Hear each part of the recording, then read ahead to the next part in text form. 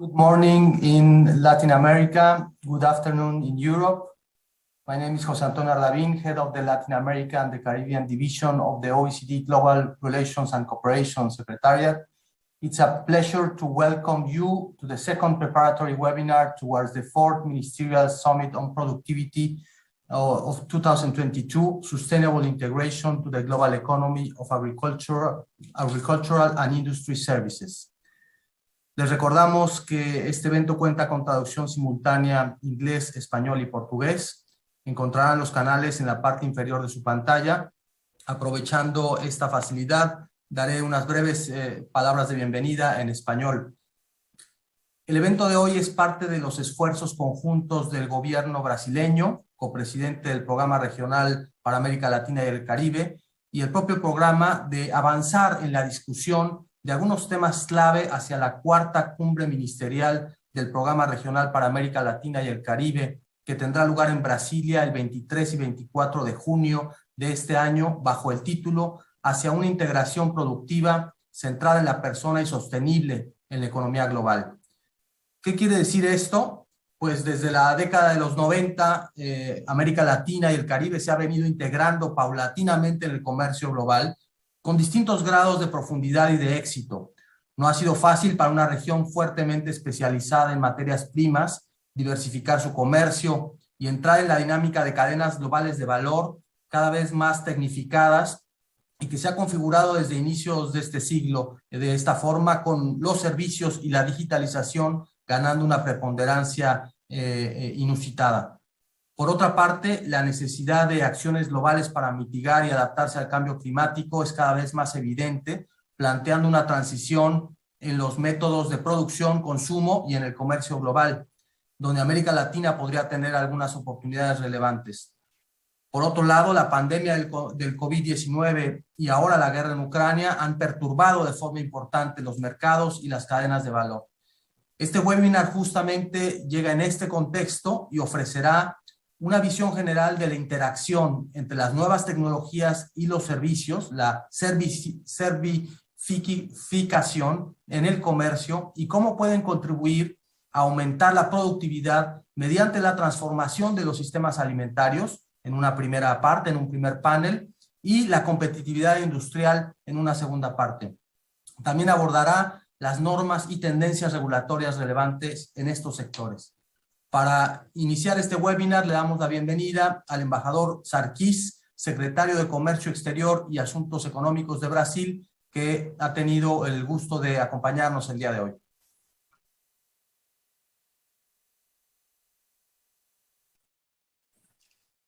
Muchas gracias. Good morning, good afternoon. It's with great satisfaction that I take part at this second webinar with the OECD, a joint initiative of Brazil and the organization. The present event is an important opportunity for Brazil and other Latin American and Caribbean developing economies to share their perspectives on the paths for sustainable development and also the paths for dynamic integration to the global economy. This event takes place in a moment of great significance for Brazil-OECD relations as we seek to enhance this partnership towards full accession of Brazil to the organization. Let me start by saying a few words about the service sector. Services amount to the largest share of many economies and constitute now the most dynamic component of international trade. Service sectors that are active and well integrated into global markets can boost industry competitiveness, foster exports of both commodities and manufactured goods, while helping improve economic growth as a whole.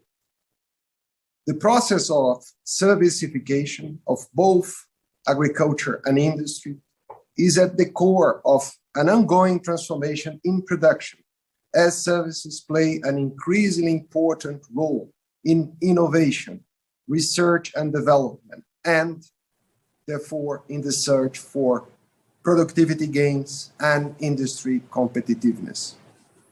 This servicification process goes hand in hand with the digitalization of the economy. Information and communication technologies have reshaped business models, significantly increasing the tradability of services, which have become more and more integrated with goods.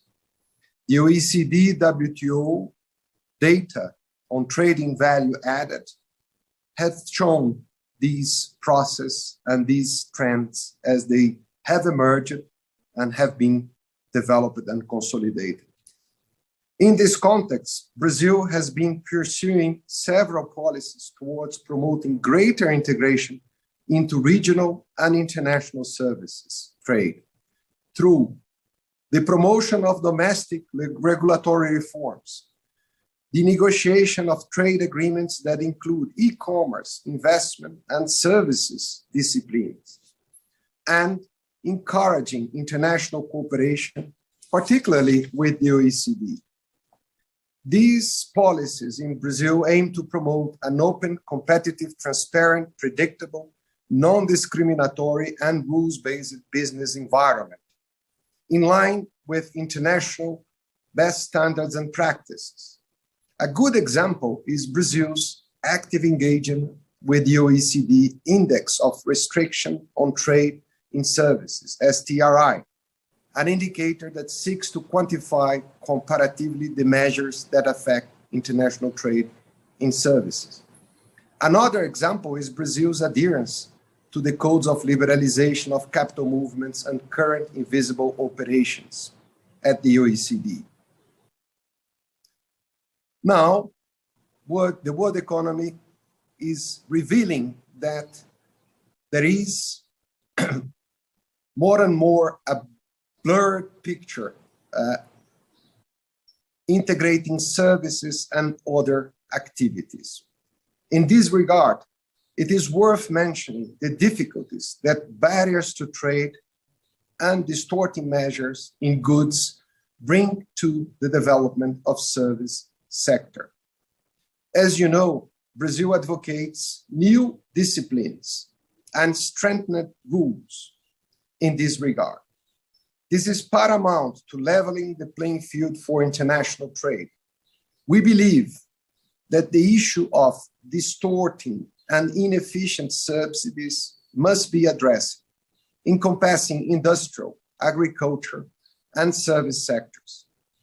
We value the work of the OECD along other international organizations in providing data and analysis on subsidies and their impact. We agree that genuine cooperation on this matter is crucial to enhance transparency, predictability, efficiency, and fairness at a global scale.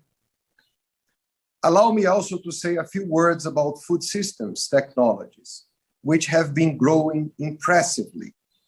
A series of innovations provided Brazil with a highly developed agricultural sector, which has become one of the most dynamic sectors in the Brazilian economy in the last 5 decades, thanks particularly to research and technological achievements. Brazil has over 20 agri-tech innovation hubs and about 1,500 agri-tech startups, 20% of which focused on innovative food products, including plant-based food, according to a study of Embrapa, the Public Brazilian Agricultural Research Corporation. Brazilian startups, as well as investors in the sector, are keen on developing sustainable products and services, aiming at reducing or even neutralizing carbon emissions. Brazil has put in place a series of programs to render our agriculture, sustainable agriculture, more and more neutral, reducing the levels of emissions. We have committed to reduce and eliminate illegal deforestation to preserve Brazil's high levels of forests, both in absolute and relative terms per land. We have also committed to reduce the levels of methane emissions in agriculture and livestock through an enhanced program that is already in motion that seeks to convert emissions into biogas and biomethane. Also, we have committed to restore used land, and we have done so at an intensive pace. The COVID-19 pandemic has accelerated innovation in the sector. Since 2020, Brazilian farmers have increased the adoption of digital technologies. 46% of them now rely on digital means to improve their productivity, from 36% the previous year. This is a significant increase. These numbers place Brazil as a leading country in agricultural digitalization. We have also launched projects for sustainable agriculture and cattle raising, and we are devising a program to deal with foods for the future, which favors a minimum impact over the environment. All these programs and measures converge to a more and more sustainable agro-industry. The efforts to promote sustainability of Brazilian food systems are sided with efforts by the Brazilian government to encourage social and environmental impact enterprise, the ESG component in finance, in business, in trade, and so on and so forth. We are creating a nationwide system encompassing different levels of government entities, as well as the private sector and civil society, with the objective of promoting social and environmental impact investments and business in all fields. May I take this opportunity to convey my very best wishes for an effective, successful, and productive webinar. Thank you very much. Muito obrigado, Secretario Sarkis. Now we will turn into the first session of this webinar. This first session is entitled Food System Technologies and Services. And it's a pleasure to welcome our distinguished panelists. We have Doug Miller, Executive Director of the Canadian Seed Growers Association. We have Christophe Aube, CEO of the Agriculture and Chair of Robotics. We have Douanier Salas, Chief of Staff of SIECA. And we have Silvia Sorescu, OECD Trade Policy Analyst. This panel will be moderated by Lee Ann Jackson, Head of Agricultural Trade and Markets of the OECD, of the Trade and Agricultural Directorate. So it's a pleasure to have all of you here with us, and I give the floor to Leanne to conduct this panel. Leanne, you have the floor.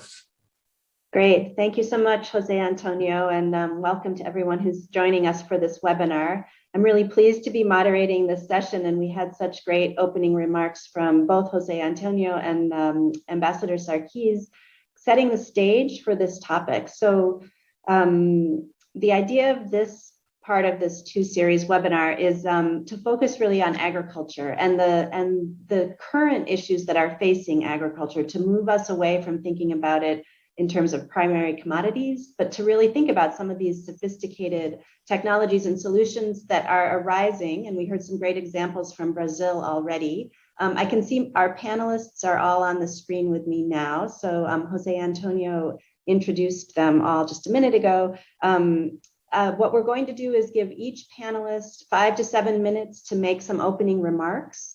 And then we'll have a moderated question and answer session. And hopefully also the panelists may like to be exchanging views among each other as the questions come in. So panelists, don't hesitate to jump in or raise your hand if you'd like to also address a question that comes in for us. So after the Q&A around 4:20, I'll turn to the panelists again, and each of you will have about 2 minutes for any take-home remarks you want to make based on the conversations that we've had. So I'm looking at the audience now. I can't see you all, but I hope you also engage, and you can put questions into the Q&A function or raise your hand, and we'll bring you in. So the order of our speakers, we'll first start with Sylvia, my colleague from the Trade and Agriculture Directorate. She's going to give us an overview of some of the data and evidence that we've been collecting at the OECD that can shed light on some of these complexities of agricultural food systems. And then we have two speakers who are focusing on specific technologies. We have Doug Miller, who's with us, who can talk to us more about some of the new insights, opportunities and challenges that are coming in the seed sector. And we have Christophe Aube, who is working with robot technologies and tractors, and he'll be able to talk a little bit about where that part of the sector is moving. And then we're really pleased to have as our fourth speaker, Duanier Salas, who's with the Secretariat of Central America Economic Integration. And he's going to share with us some information about a tool that they use to help partners thinking about market integration in the region. So a little bit on market transparency.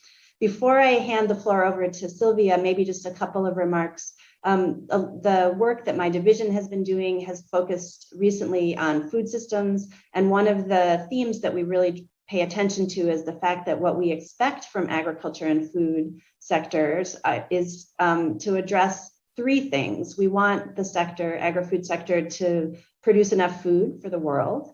And we want it to provide livelihoods for everyone who's working in the sector, including farmers, but also others along the supply chain. And importantly, more and more attention is going into doing this all in a sustainable fashion. And so what we're thinking about today is how are technologies and the services associated with the technologies going to help us move towards more sustainable food systems, because we know that's the direction we need to go. And as the ambassador also mentioned, we know that investments in research and development can help us to move in new directions.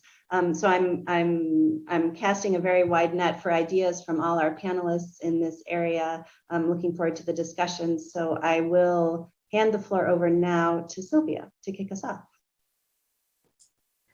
Thank you very much, Leanne, and thank you also to Minister Sarkis and Jose Antonio for the opening remarks. Good morning to everyone in Latin America. Good afternoon to everyone in Europe, or good evening from wherever you may be connecting with us today. It's really a pleasure to be here in this panel for what I think is a very important discussion on the sustainable integration to the global economy of agriculture, and with bringing this perspectives for the Latin America and Caribbean region.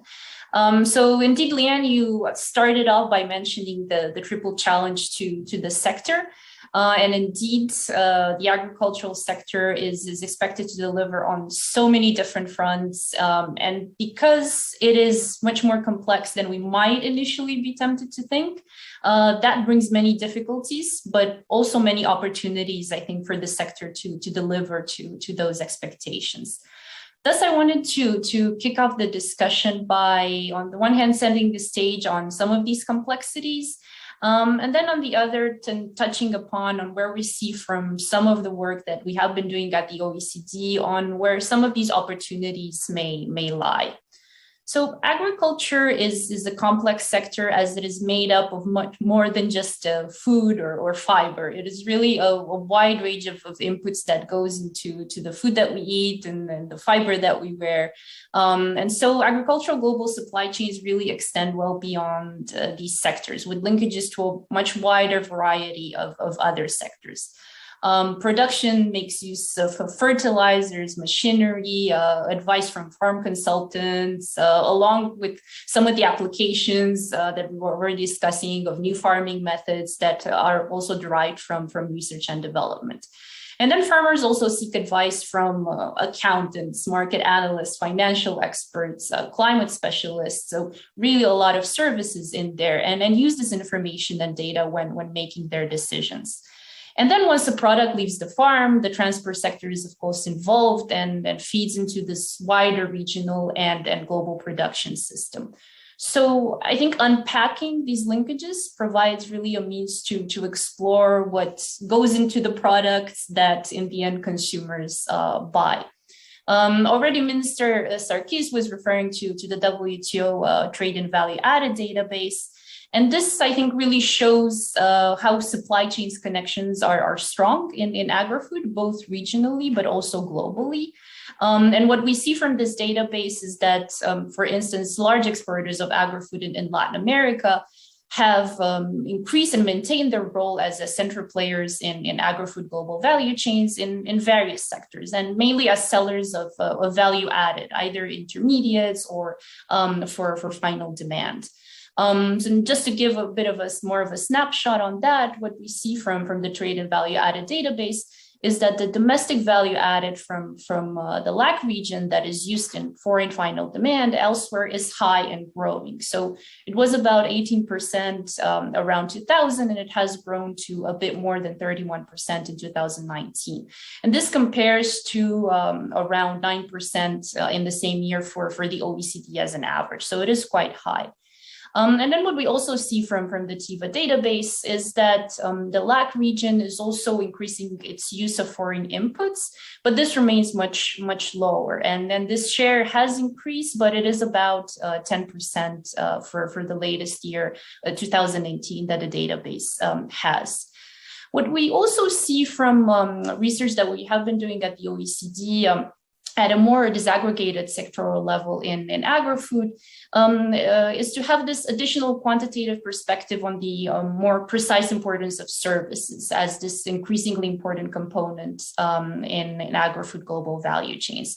So services inputs represent about 25% of the total value added in agricultural exports and 35% in food sector exports overall as a global average. And what we do see also is a bit of a difference between higher income country and developing countries. So in developing countries, we see that services inputs account for roughly 23% of the final value of agri-food products, while this is around 30% in higher income countries. And more importantly, the same research shows that the use of services along the value chain is also an important driver of the domestic value added growth. So this overall can really increase the returns that producers get in aggregate. So it means overall that it is not only about what it is produced, but also how it is produced and then how it gets delivered to export markets or final consumers, wherever these may be. So in the second part of my remarks, I just wanted to turn now on to what could help improve this how and how things are produced and how they are delivered.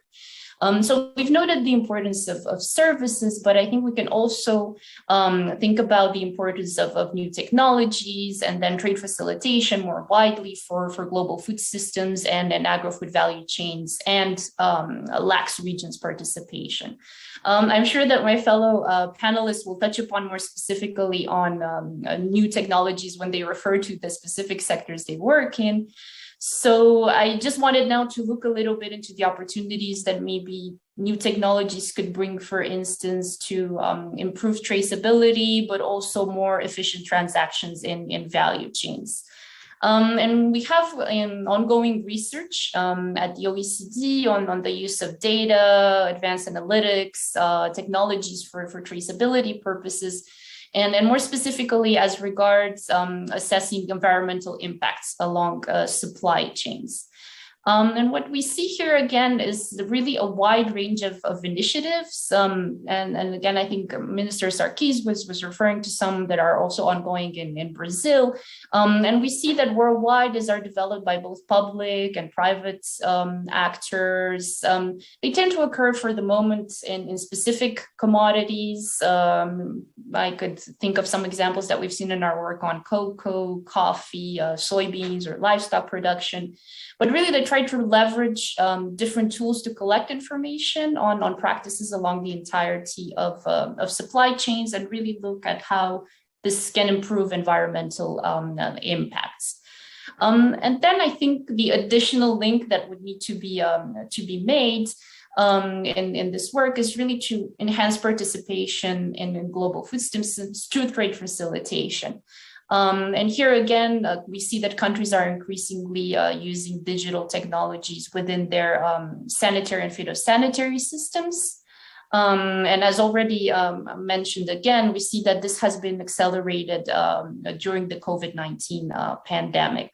Digital technologies are being now used in risk assessment, in identification of risk management strategies, verification of sanitary and phytosanitary compliance in the global movement of products. So really across multiple dimensions. And they also include the exchange of SPS electronic certification, for instance, that we see in plant or animal products, conformity assessment platforms, and again, much wider supply chain integrity technologies, remote pest screenings, and so on. And again, in some of the recent work that we have been undertaken looking at SPS electronic certifications, we see that there is really a scope to get benefits from extending the use of such tools. So when we look at what would be the impact of extending the use of SPS electronic certifications, we see that the total value of exports in goods such as plant products, animal products, and even processed food could go up by between 17% and 32%. So really, we would expect to see high benefits from a continued adoption of such digital tools. And another work stream that we have ongoing is when looking at trade facilitation and agri-food products, is that we do need to have a comprehensive view, for instance, of the capacities of all agencies at the border in aligning documentary requirements, processes, computer systems, but also the different modalities that they offer to the private sector to engage with the system. So there is, again, a need for a holistic view, also in terms of institutional or regulatory capacities, which I think this brings me more towards some of the challenges that we see, be it institutional, regulatory, or even related to skills. So I think we can touch upon these much more later in the conversation. So I'd leave it here for now, and then look forward to hearing from my fellow panelists as well. Thank you. Great, thank you so much, Sylvia. I was struck listening to you for this theme around how digital technologies are helping connect these complex systems together, but also how they can be used to figure out how impacts are actually cascading along the food supply chain. So maybe we can come back to a bit more on digital technologies when we have the Q&A. So now I'd like to turn the floor over to Doug Miller. As Jose Antonio mentioned, Doug's the Executive Director of the Canadian Seed Growers Association. So Doug, it's really nice to have you here, and the floor is over to you. Perfect. Well, thank you very much, Leanne. And it's a great pleasure to be here today. I'm dialing in today from Toronto, Canada. It's a beautiful sunny day here. Spring has finally arrived. It's 30 degrees, but pleasure to be here. Participating in panels like this is always a great opportunity to be able to learn and exchange. You know, just hearing our last panelist, you know, I was taking notes feverishly, a lot of great work being done there. But I'll get into my remarks here now. So as Leanne mentioned, my name is Doug Miller, and I am the Executive Director of the Canadian Seed Growers Association. The Canadian Seed Growers Association, commonly referred to as the CSGA, is Canada's seed crop certification authority. And we work in partnership with the Government of Canada to deliver Canada's seed certification framework. I've spent my entire career working in the seed sector in both government and public sector. And for the last 8 years, I've spent leading the digitization of Canada's seed crop certification system, taking paper-based processes that are 100 and some odd years old and transforming them into the digital world. You know, we've seen incredible transformational gains, but that's a different story. But, you know, today, in the last couple of years, I've been very fortunate to be able to work with the OECD seed schemes to be able to help them develop their new digitization framework for seed certification and set the strategy for the future. You know, for many of you, I can understand that the concept of seed and seed certification may not be your day-to-day business. So at a high level, seed certification is a globally accepted framework for ensuring that plant breeding innovation is delivered from the lab to the primary producer and to the food sector. It is a quality assurance framework that ensures that things like varietal identity and purity and other seed quality factors are assured. It's, an example is, a soybean isn't just a soybean. There's different parameters and different quality parameters there that when food manufacturer systems are looking for products, they want a specific variety because it has profiles, and seed certification enables that. But at a more macro level, the world relies on international frameworks like the OECD seed schemes to facilitate the international trade of seed and enable that high quality production. Seed is an important building block of value chains globally. There's a little saying that we hear in the sector that 9 out of 10 bites of food globally start with seed. Just let that sink in for a moment. 9 out of 10 bites of food that the world is consuming starts with a little seed. It's such a powerful delivery mechanism for technology. So with seed being that first link in many value chains globally, it's important to consider how seed integrates into the global economy and value chains. It is the first link of the chain. And I'm excited to be able to share my perspectives on this. So earlier I mentioned that I had the pleasure of working on the OECD digitization framework or strategy. And this was really a process where we looked to be able to modernize the existing business processes, solve current challenges, and create new growth opportunities. And so this is where we'll be focusing on today.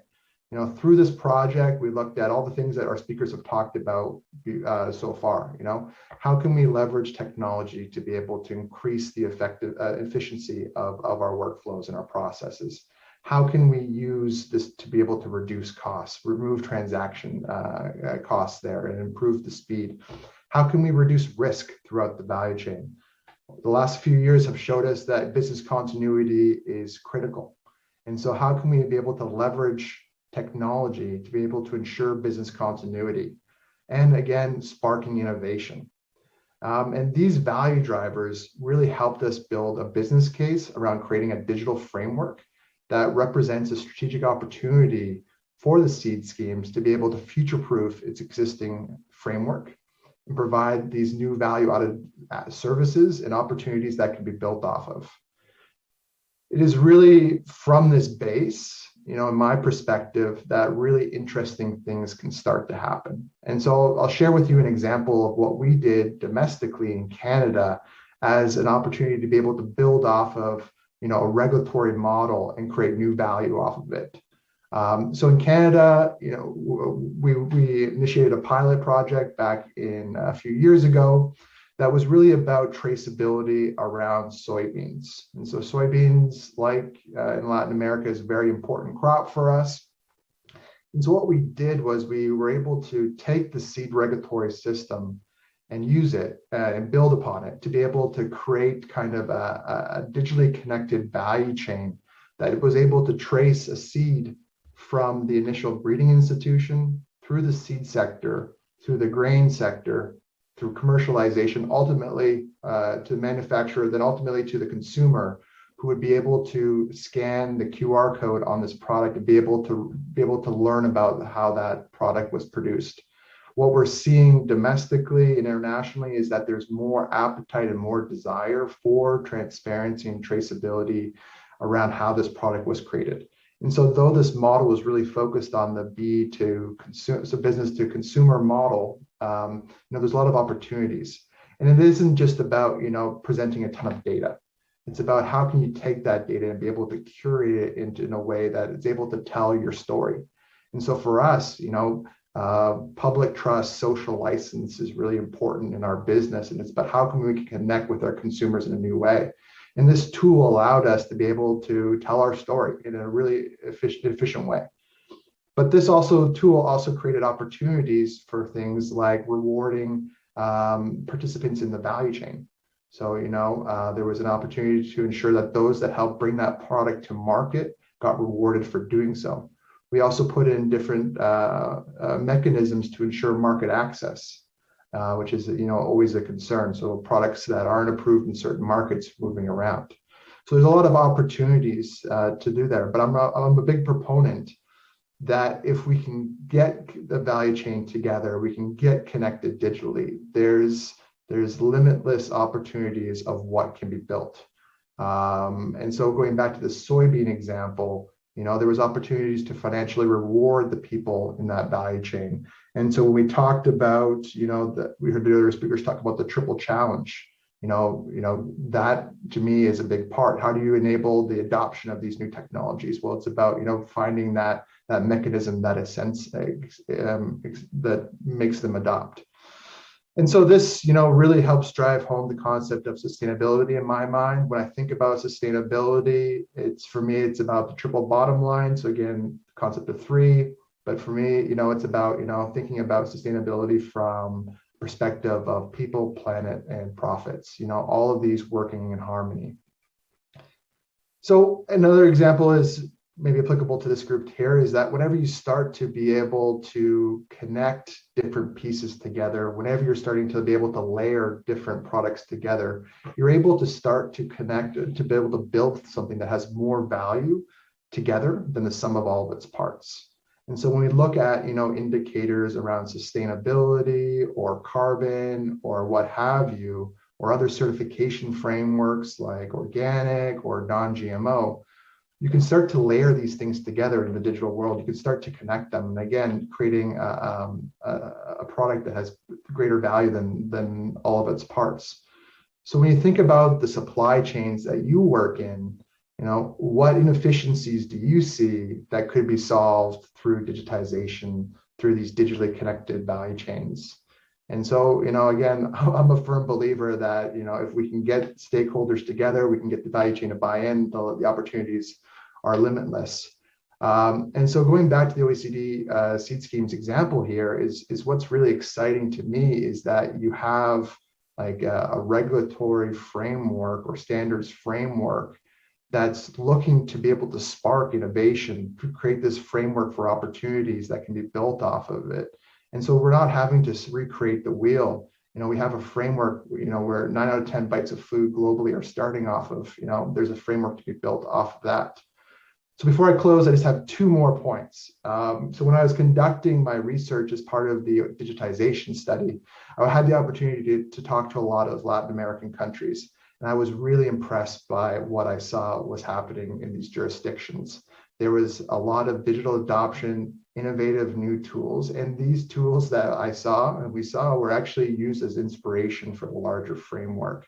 And so there's a really solid foundation in place in Latin America, and we can definitely build off that to be able to create a sustainable and thriving agri-food sector moving forward. And finally, just in respect to seed varieties, there's a lot of work being done in this space that all is, ultimately towards the goal of sustainability and can be an effective tool in the fight against climate change. So we're seeing new innovation, new technology that's bringing forward, increased drought tolerance, insect resistance, plants being able to store more carbon, increasing biomass, doing more with less.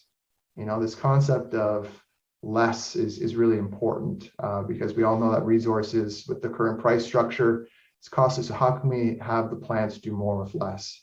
And so, plant breeding innovation is a really important topic for our members at the Canadian Seed Growers Association, our members. And for us, plant breeding innovation is a critical tool to a sustainable and thriving agri-food sector. Thank you so much, Doug. That was really inspiring, and you covered so much ground. I was really interested in the way you were framing digital tools in terms of managing the risks, but also creating these opportunities for innovation. And I may come back to you on this question of innovation because it's something that we're thinking a lot about, like what conditions, what policies actually enable an acceleration of innovation, for example, if we're looking for greater productivity to try to deal with some of these sustainability challenges. So thank you very much. Our third speaker, as we've already introduced, is Christophe Aube, who is the CEO of Agriculture and the chair of RoBagri. He's going to take us down into another part of agri-food systems. So I'll pass the floor over to you, Christophe. Thank you. You just muted yourself. Is it okay now? Perfect. So thank you a lot for inviting me. It's definitely a great pleasure to share what we have done in France and in Europe, of course, for farming using digitalization and robotics. Within Robagri and green culture, we are focused on technology for farming, but it's not only technology for technology. It's, technology for sustainable food production. We do believe that for the future of farming, we have to respect soil, air and water, and of course, farmers. We have to respect soil because we have to minimize compaction. Compaction on the soil is definitely a huge problem for farming right now, and we have to refrain to use too much fertilizer. So we definitely expect to, find solution to minimize, to respect soil. We have to respect air, and in order to limit use of pesticide and limit the emission of greenhouse gases. We have to respect water, to minimize use of pesticides. And of course, we have to respect farmers to allow farmers to get profitable activities. And right now, it's quite big challenge. So moving to that sustainable way of farming, we identify that we have to use minimum of energy, diesel, minimum of pesticides and fertilizer.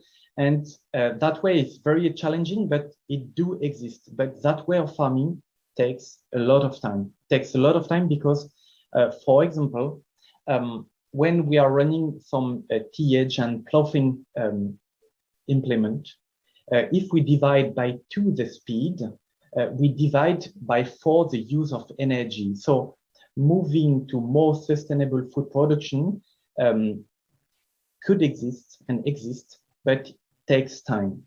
For example, another example, if we stop using glyphosate for weeding application, we increase by 12 times the time spent by farmers in vineyard, for example. So we could move to more sustainable food production, but it takes a lot of time.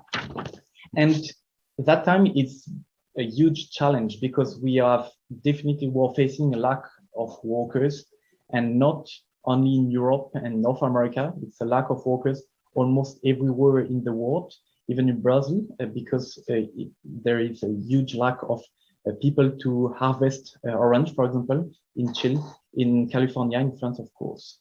And this lack of workers to work in farms, it's a huge challenge because if we move to more sustainable food, we need more time, more people in the field. And so we have designed one solution, and that solution is what we call robotics and robotics. So using robotics right now allows us to have definitely a huge impact on environment and for farming and for farmers. Because using robotics, we can have definitely more time to run. So if we have more time to run, we can have very, very accurate use of pesticides, more accurate use of fertilizer that has huge impact on greenhouse gas. We can have definitely a huge impact on soil compaction because since we are using smaller robots, we have less impact on soil, and definitely with less impact on soil, we can have better profitability on the soil. For sure, robotics can run 24 hours a day and can be profitable for farmers. So when we propose a solution for farmers, it's not a huge problem because that solution is profitable. And of course, running robots on the field, we can scan everything in the field, and we can have what we call a digital twin of orchards, of vineyard and large field. And that digital twins, it's helpful for farmers to take always the best decision to run very localized fertilization, for example, to take the best decision to apply some pesticides at the good area and to decrease the use of pesticides. That digital twin is something we are all working on in Europe, because we do believe that having our farm that will be put in that digital twin, we can move and move very quick on big impact solution thanks to robotics. We could have a big challenge on safety and regulation, but right now we have done a huge step forward, because we have now almost all regulation to have a safe robot running in Europe, in North America, and of course in Brazil. So now we could definitely move for more sustainable food thanks to robotics almost everywhere in the world. So it was a very short introduction of what we are running within agriculture, within RoboAgri. Thanks a lot for your attention.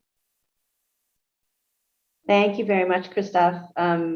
We've sort of touched on two aspects of the food value chain that are at the kind of the beginning. What I liked about yours also was reminding us a bit about this trade-off of time, really, when you're thinking about having different production systems and how much labor is needed for different types of production systems, which is a pretty interesting challenge. But also this, at the very end, you were talking about data and creating this digital twin that helps farmers be so accurate in how they're applying the different inputs. And it made me think a bit about the value of actually being able to synthesize the data so that it's actually something that can be used for decision makers. So I may come back to you to follow up on that kind of question. So now we're turning over to our last panelist, who is Duainer Salas, who's with CIECA. And he's going to talk to us from a little bit of a different angle, I think. As I understand, you're going to share with us the tool that CIECA has been using that is to help stakeholders within agri-food value chains know about market data, market elements that will help them be better integrated into the market. So I'll turn the floor over to you. I'm looking forward to hearing about it. Thank you very much, Leanne, and hi to Sylvia, to Christophe, and to Doug, and thank you very much to Jose Antonio and Ambassador Sarkis for the introduction. And of course, good morning and good afternoon to everyone here. If you allow me, I would like just to talk about a very innovative tool developed here in Central America in order specifically to have access to consolidated information from what we can say the regional agricultural market in Central America. This tool is called Regional Intelligence and Monitoring Agricultural Markets System, and it was developed jointly by CIECA, by FAO, and with the support of all the Central American governments. This tool is divided into 3 specific modules. It has wholesale prices, it has international trade, and it has production models. Within this tool, it is very useful not only for trade and business in the agricultural sector, but also in terms of public policy. As the OECD says, better policies for better lives. Here we have a single platform where people from all over the world can access to information of the wholesale prices, as I mentioned, and this with data obtained directly from the main markets of each country in Central America. Also because CIECA, which is the Secretariat of Economic Integration in Central America, works with the 6 Central America countries which belongs to the system of economic integration. But also we have the SICA, which also has Belize and Dominican Republic. So in this platform, specifically on the module of wholesale prices. Also, we have Belize and Dominican Republic. Talking about the trade model, there we have the data from the Central American Trade Statistics Systems and the General Directorates of Customs of the different Central American countries and the Dominican Republic. And also we have the production module, which has data from the ministries of agriculture of each Central American country.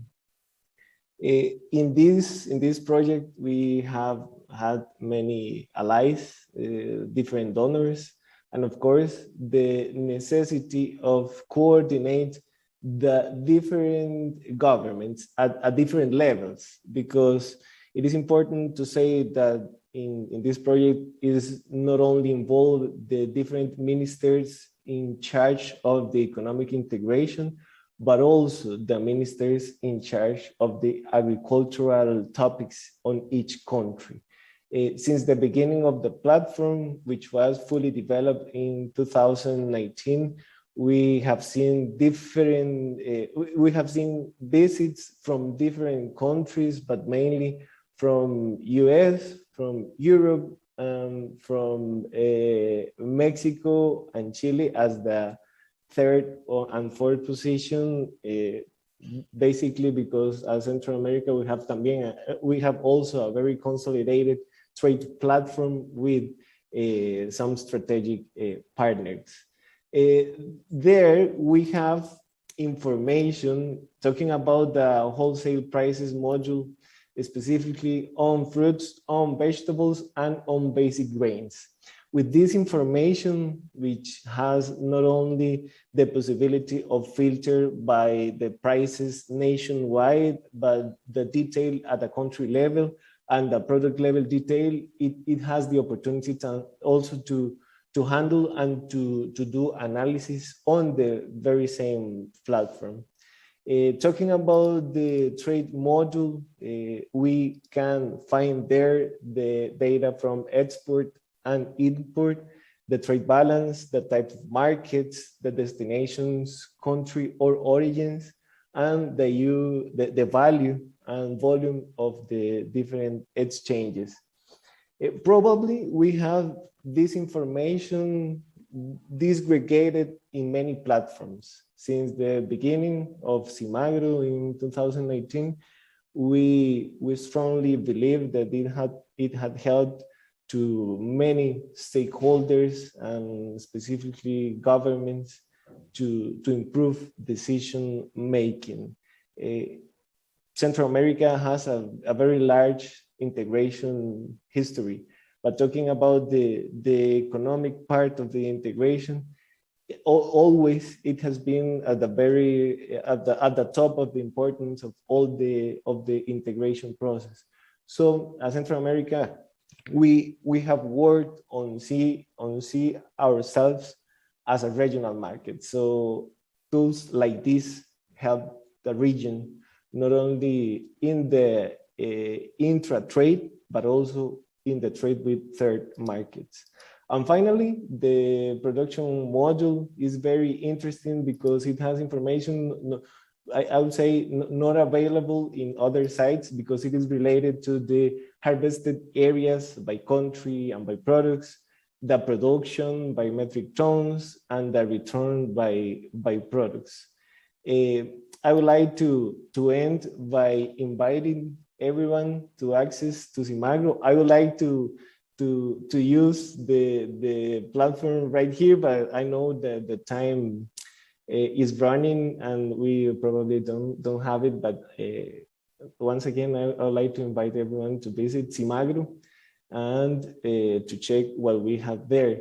Also, because I think it's very important, it's very interesting that Silvia mentioned it, because very different from Simagro, in other related topic, we as Central America also have worked on the development of different digital tools in terms of the exchange at border. For instance, we have, in fact, in application, the eFito, which is phytosanitary certificate exchange virtually. So the previous requirement of paper at the border to present and to today is not the reality. Also, we are working on a single window platform, which will have processes from customs, agricultural, single windows for trade, and also immigration. And we hope to have the platform fully available at the second semester of this year. But I wanted to mention, because it's very interesting that Silvia mentioned, I wasn't prepared to talk about this platform that we are working, but for sure, we have seen as Central American governments the importance to have digitalization and automatization, because also the perspective of the person behind the computer or the whatever you are using sometimes could make a difficult in terms to fully use the opportunities of the digitalization. So not only about digitalization, but also about automatization, and for sure, always thinking on trade facilitation, which is not only less cost and less time, but also better control for each agency at the border. Thank you very much once again, Lian, and thank you very much to the OECD and the Brazilian government for the organization. Thank you so much, Dwayner, for that very interesting set of remarks. We've been thinking a lot about transparency since Russia invaded Ukraine, and we can see how important it is to be able to have information about prices and production for markets just to be working effectively, but also for the stakeholders within the markets to understand how to make decisions. So that's very timely reminder about the importance of this transparency. And it looks like a great system. And thank you also for making the link back over to Sylvia. That makes us kind of go full circle in terms of the topics that we've covered. So we have about half an hour left in our session, and there are currently no questions in the Q&A box, and I don't see any hands. So I'm just going to bounce some questions over to our speakers and see if we can get a little bit of discussion going. So first, I'd like to come back to Sylvia, because when you ended your remarks, Sylvia, you sort of gave a teaser about challenges. And I thought maybe you could elaborate on that. You don't necessarily have to focus on challenges. You could reframe it as opportunities. What are the key things we need to be addressing that might be able to get bigger payoffs when we're thinking about this issue of agri-food systems transformation services and market integration? Thanks. Thank you, Leanne, and then thank you again to fellow panelists. I've already learned so much about the different sectors, from seed to robots, tractors, and then also the regional experiences in Central America. So I think there's already so much useful information to kind of be able to delve a little bit deeper, as you were saying, Leanne, I think into some of the challenges, but also in some of the continued opportunities. And maybe just trying to unpack a little bit some of the messages that that panelists were trying to refer to. I think in terms of challenges, what we do see is maybe issues around the institutional cooperation, I think, within countries. I think Dwayner was mentioning that even for the platform that was trying to be set up, it was not just about ministries of economy or trade, but of course about agriculture. And I think that's also something valid more widely when countries are trying to set up in place better trade facilitation systems, or just thinking about food systems more and more globally. I think we realize that there are a lot of different public actors that are involved and need to come together. And that probably gets me thinking to a challenge that comes out of that in terms of the regulatory and maybe legal aspects when we are dealing with some of these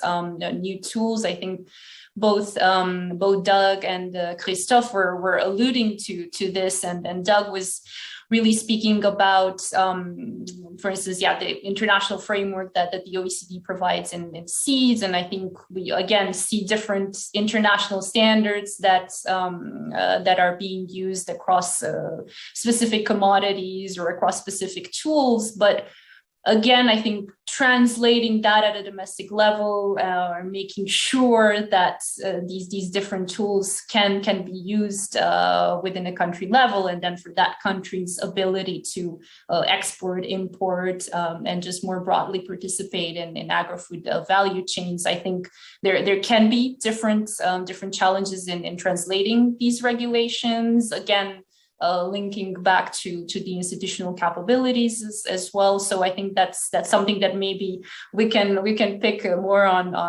Doug and Christophe to just give us more and more insights from their specific sectors. And maybe another challenge that I think again links back to the different discussions that we were having now could be related also to skills.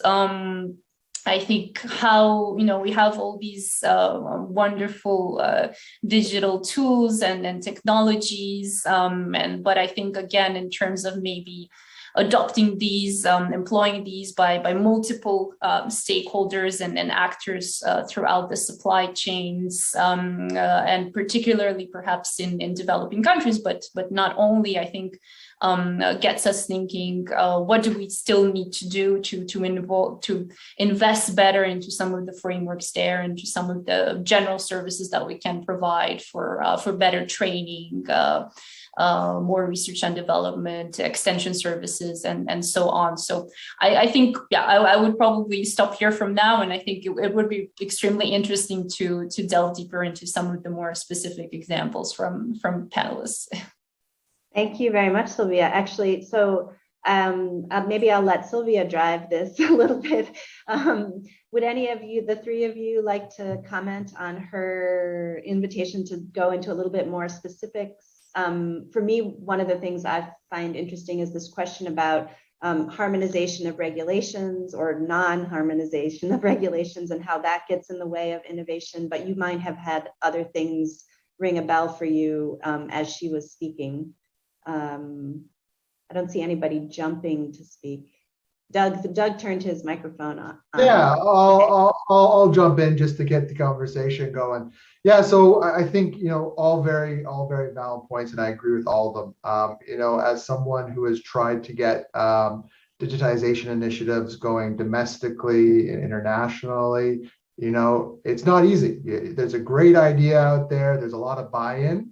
You can come together with that high-level framework, but it's kind of like, okay, now what? How do we implement this? So we get into, a lot of international things, data flows, as you touched on, literacy of the tools. And so whenever we look at, digitization, even domestically, there's people that think, this is a silver bullet solution. It's going to cure everything that ails us. But, it's not really that. Or there's the other folks that are saying, I don't understand why I need to put it into the computer whenever I have it in my file cabinet at the farm 50 kilometers away from my house. And so it's about kind of building up that awareness. So what we're trying to accomplish domestically is promoting these regulatory sandboxes where we can test out these new tools. We can get our hands on the technology, like with our blockchain soybean example there, to be able to say, what is this technology capable of? What if it's not? And just to kind of give people because I'm a visual learner. I like to see things. I like to be able to feel it. I like to be able to interact with it. And it's like, how do we encourage that space? So I think, some of the other people like the tractor, the autonomous vehicles and things, that's like really tactile. You can see that, you put up the images of what these drones are capturing. You're able to kind of say, wow, this is incredible stuff. Or, seeing the reductions in your input costs because of the precision nature of what they do. So I think there's a lot of opportunities there, but it's like not to get discouraged whenever you kind of hit those initial roadblocks. It's to keep on going and try to push the envelope. Thanks a lot, Doug. Christophe or Duainer, did you want to comment on this?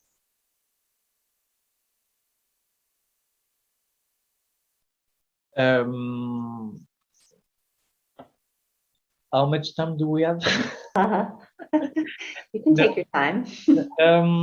I don't know what could I say because I have so many things. What exactly you? It's huge. We could comment so many things. What I could say is regulation and harmonization is quite hard right now between all countries, and we have different behavior between all farmers in US, in Europe, in South America, and right now we expect to, bring the best of we can, to urban farmers first, because we are in Europe right now, I'm so sorry, I don't know where to start. Actually, can I maybe jump in then? So Doug gave this example of what he called the regulatory sandbox, which to me sounded like a way of exposing users to something new and to give them confidence so that maybe they would be ready to adopt. And maybe you could talk a little bit about that kind of question about adoption and how you see your customers, your stakeholders embracing or not. Like, what gets in the way of adoption of these new technologies in your view? Yeah, for sure, it's a huge challenge because when we say, okay, you had a tractor before and now you are moving to a robot. Sometimes the robot looks like a tractor because it's only an autonomous tractor. So it's quite easy because people say, okay, the shape is globally what I used to have. So it's not a big deal. But right now, because of regulation, it's very hard to have a fully autonomous tractor.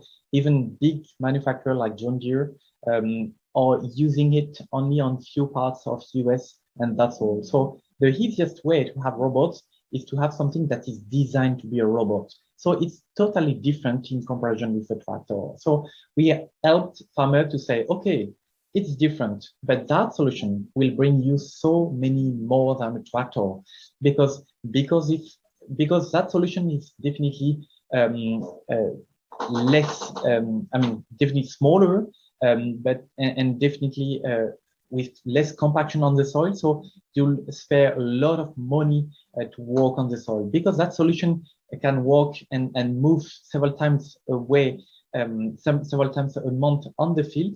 You can bring so many more information from your field to you, and that information is key and definitely profitable for a sustainable food production. And because that solution, you can use it within a fleet, so you can cover even a small field, but of course big fields. And that solution, because we can bring to the farmer so many advantages, is very happy to accept and move to that solution. So yes, we have definitely a lot of drawbacks because of it's new, because it's not something they are used to have, but things we can bring something that is profitable, something that moves for more sustainable food, they are happy to accept that new solution. What I like about these two examples is that really kind of draws attention to the people side of the problem, because when you talk about digital solutions, a lot of times it's a little abstract. And like Doug was saying, you can sort of say, oh, this is great, it's going to solve everything, but actually it has to come down to decision making at a person level. And so on that theme, I think I would like to bounce over to Dwayner, because you made a sort of sideways comment in your presentation about coordination challenges across ministries. And I wondered if you had examples. I'm particularly interested in positive examples of where coordination works well, and what you think enables that. But I'm happy also if you would rather, sometimes it's easier to talk about the things that didn't go so well, but if you have a positive example, that would be great. Yeah, well, probably first I will present a challenge, because every coordination, talking about people, represent a challenge. And now, of course, coordination between agencies and between different governments. I think that here in Central America, we have a very huge challenge in terms of make these new technologies available for everyone. I think that probably we have not focused specifically on help producers, farmers, in order to have more competitiveness and to have access to these new technology services and so on. Because I personally believe in open and fair markets, and sometimes the regulatory measures or sometimes the not support in sometimes in order to improve some capacities or capabilities makes a difference. So this is the challenge, but also we have very positive experiences coordinating. As I mentioned, we have a very close relation from the Economic Integration Secretariat with the Agricultural Council Secretariat of Central America. So we are working right now not only in digital tools like like those that I mentioned before, but also in terms of how to improve the utilization of the very strong trade platform that we have here in Central America. We have opportunities with the different trade agreements, but probably we are not fully engaging with those opportunities. So one thing that is in the regional agenda is the agricultural sector. We cannot think that some parts of our economies are transitioning only just to services. And also in countries like the states of Central America, the agricultural sector is very linked to the beginning of the societies, to the construction of the political systems. So the agricultural sector, for sure, it is in the agenda of Central America, and we are looking forward with this type of coordination at the highest level in terms of having more regional policies to improve the agricultural sector. Great, thank you very much for that. Again, it's so interesting to think about the regional challenges and the way the markets are working and how to kind of get the information together for all the decision makers, and that tool you have sounds great. But does anybody on the panel, has anything sparked an idea for you where you'd like to make a comment on something someone else had said? I'll just ask because we don't have a question pending. It doesn't seem to be the case. No.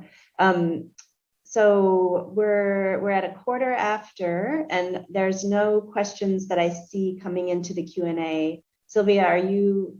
No, you're. Yes. Okay, Sylvia. If there is no other question, then maybe I just wanted to go ahead.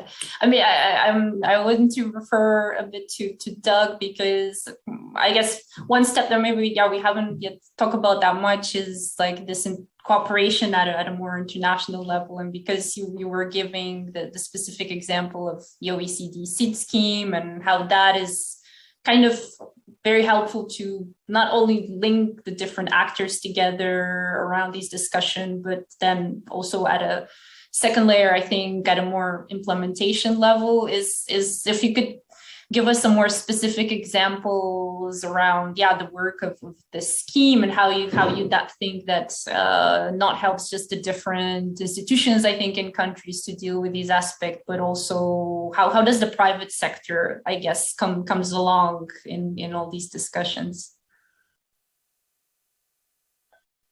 So that's a great question. It's pretty loaded. There's a lot of different areas to go in on that one. But maybe I'll throw up an example of a system that's out there that's working right now that, you know, seems to trying to mirror what we're trying to build, or what we put forward as part of that framework. And it's the IPPC's eFIDO system. You know, I think that's a really good example of, and I think some people touched on it a little bit more about how this is a system for phytosanitary certificates, digital transmission of them, provides, you know, a centralized hub, but then also a module for different jurisdictions that might not have a system to be able to on-ramp into this larger one. So I think this is a really good example of a system that's out there, that's working, that can kind of be, that we can kind of look at. I'm going to answer your question maybe with I'm going to switch gears a little bit and just kind of go back to, you know, Leanne's question a little bit about risk and risk reduction. And so this is kind of where I think something like the OECD seed schemes, you know, plays a role internationally. So when you look at, you know, what the OECD seed schemes are doing, it's facilitating international trade. Through this, you know, there is the standards that are in place. And, you know, when we look at technology, there's really an opportunity here to be able to reduce risk. And so when you think about seed is a credence good. You know, when you look at it, you look at two identical soybeans, you know, it's very difficult to tell the difference between those two soybeans. And, you know, it's also very risky. So this is where something like trust and integrity and risk is really important, because, you know, as a farmer, as a producer, if you're sowing a crop, you know, you're already betting the farm every year on that crop. And so if you buy seed that is fraudulent or mislabeled or not what you're looking for, this is a really big issue. So I think, you know, when we look at digital tools, and we heard about, you know, the digital twin solution, you know, this is, I think, where, you know, technology plays a role. And we've kind of tiptoed around the issue of trust. And I think, you know, trust is really a really important factor in terms of digitization. You know, you have the autonomous vehicles feeding information. You're not relying on that person who says, oh, that might not be the result I want to put in there. So, but, you know, there's an interesting thing on trust that I like to talk about. So there's this author named Stephen Covey. So unfortunately for Stephen, he's not a household name, but he's the gentleman who wrote the 7 Habits of Highly Effective People. So that book might kind of ring kind of an alarm bell there. But he spent a lot of time researching trust, and I think this is really applicable to digitization. So he found that trust is always impacted by 2 measurable outcomes: speed and cost. So he found that when trust goes down, everything takes longer and costs more. And he calls this the low trust tax. So you need to be able to take all these extra steps, be able to do checks and balances. So where I think a lot of opportunities for technology through the things that we've heard today, through these metrics, data sources, you know, they're all trusted. They have the opportunity to be trusted sources, to be able to reduce those transaction fees, to be able to get rid of that low cost tax. You know, and, you know, I think this is a really important thing. We've kind of tiptoed around it, but I think, you know, digitization enables more trust in the systems that we have. You know, if there's more transparency, that only is going to increase trust in those systems. So that's just some thoughts that I had on that.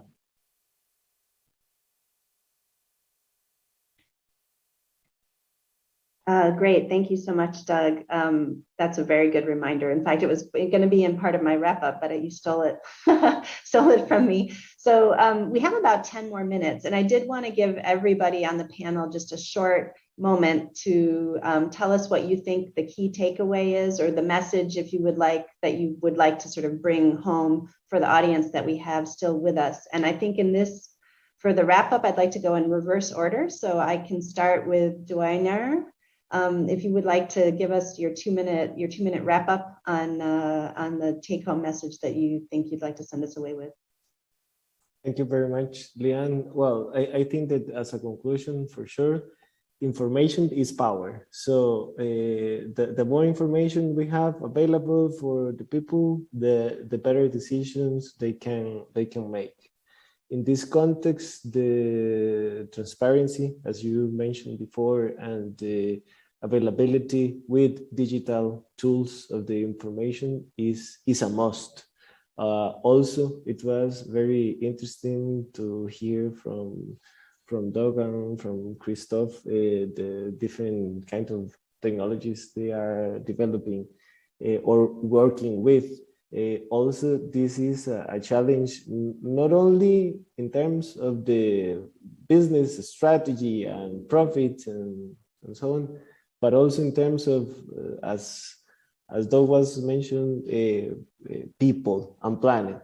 Because today, with the challenges that we have with climate change and the different situations that we are facing, the forms of the ways of production should be at the top of the discussions of the public policy, because it is not only related to the agricultural sector specifically, it is related with the life, with everything. So I think that this topic is going to be in the agenda, I think that with discussions like this, the different governments, stakeholders, and organizations can shape ways to address these challenges. Thank you very much again. Thank you so much also for joining us today. Christophe, over to you. Oh, nice. So Diana, you said that information is power, but we could say that, okay, but you need information, and to get information, you need something to collect information, because I do believe that information is power. And we do believe that to collect information, it's very important to have something in the field, either a drone, either a robot. And we do believe that robotics can bring a lot of information, so bring a lot of power for people. But with that information, we have to turn that power, that information, into profitable something. And we do believe that when that information enters in kind of digital twin, we can bring even more power to farmers, because they can transfer that information to the next step. It means we can have solution that moves to more sustainable way of farming. And that information collected by robots or in everything else turns into power, into profitable information, is definitely key for future of farming. Thank you. Thank you, Christophe. Doug, you're next. Yeah, so I've spent the last hour looking at these light bulbs behind Leanne and Sylvia's heads here, and I think it's telling me that the future is bright. There is a lot of great work that's being done globally to address the sustainability issues that we're going to need to be able to take care of the triple challenge that we heard about the top, to be able to produce enough food to feed the world, to improve the livelihoods and do it in a sustainable fashion.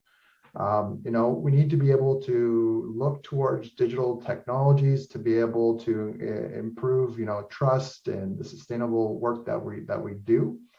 But we need to be able to foster an environment where innovators like Christophe and the people at the OECD and the work of all the incubators and things that we've heard about, in the prelude, that they have an environment to be able to succeed, because they're doing some really great work. So let's find a way to be able to take their innovations from the lab, bring it to the field, and start benefiting from it. So again, looking at creating a regulatory environment that is going to be able to foster innovation versus hinder it, because we got a lot of work to do. We got big challenges to solve, and we're not going to do it the way we've been doing it. So we need to be able to look towards the future to be able to solve our challenges.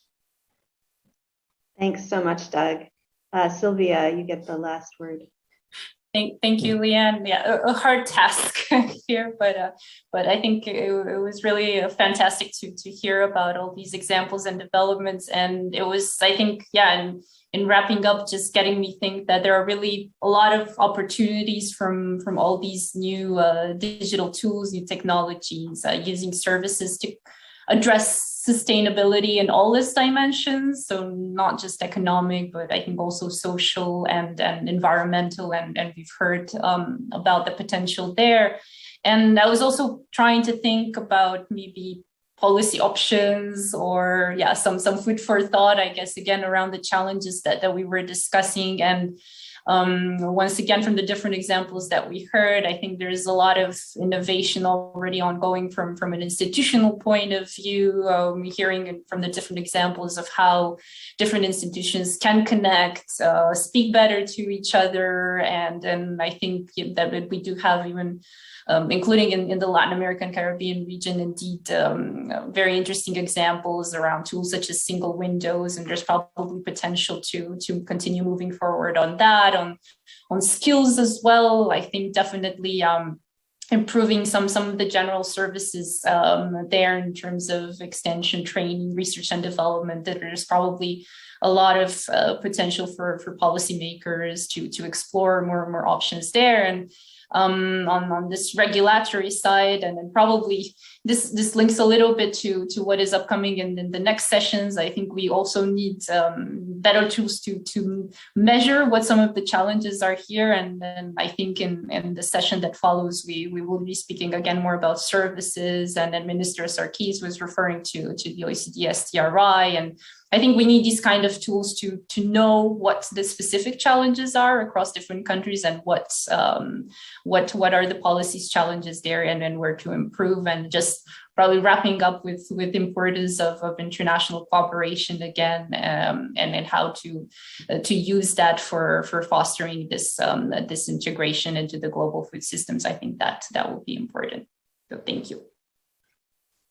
Thank you, Sylvia, and the rest of the panel. Those were great wrap-up remarks. What I really liked about this panel was that we covered sort of the broad sort of setting stage context with Sylvia, and then we dug into these very concrete examples, which I think to me brought images to mind that got me thinking creatively. And the theme of transparency and the importance of information to make sure that markets are working effectively, and that stakeholders along the supply chain have the information they need to make good decisions. This issue about innovation, and innovation not just doing new things and making new things, but also innovation in terms of doing things differently. So, and what Sylvia was just saying now, which makes links to the next session, is also how do we measure those new things that we're doing, and how do we think about what we can learn from data and evidence in terms of making better decisions as policymakers, which is a big perspective that the OECD comes at this. And then all of you in a different way talked about trust.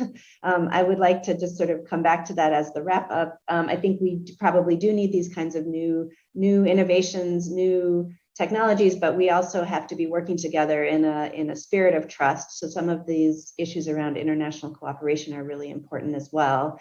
And maybe just circling back, as others have done on the panel, we know we have this big challenge for food systems. We're supposed to produce enough food, we're supposed to create livelihoods, but we really now are focusing so much more on sustainability.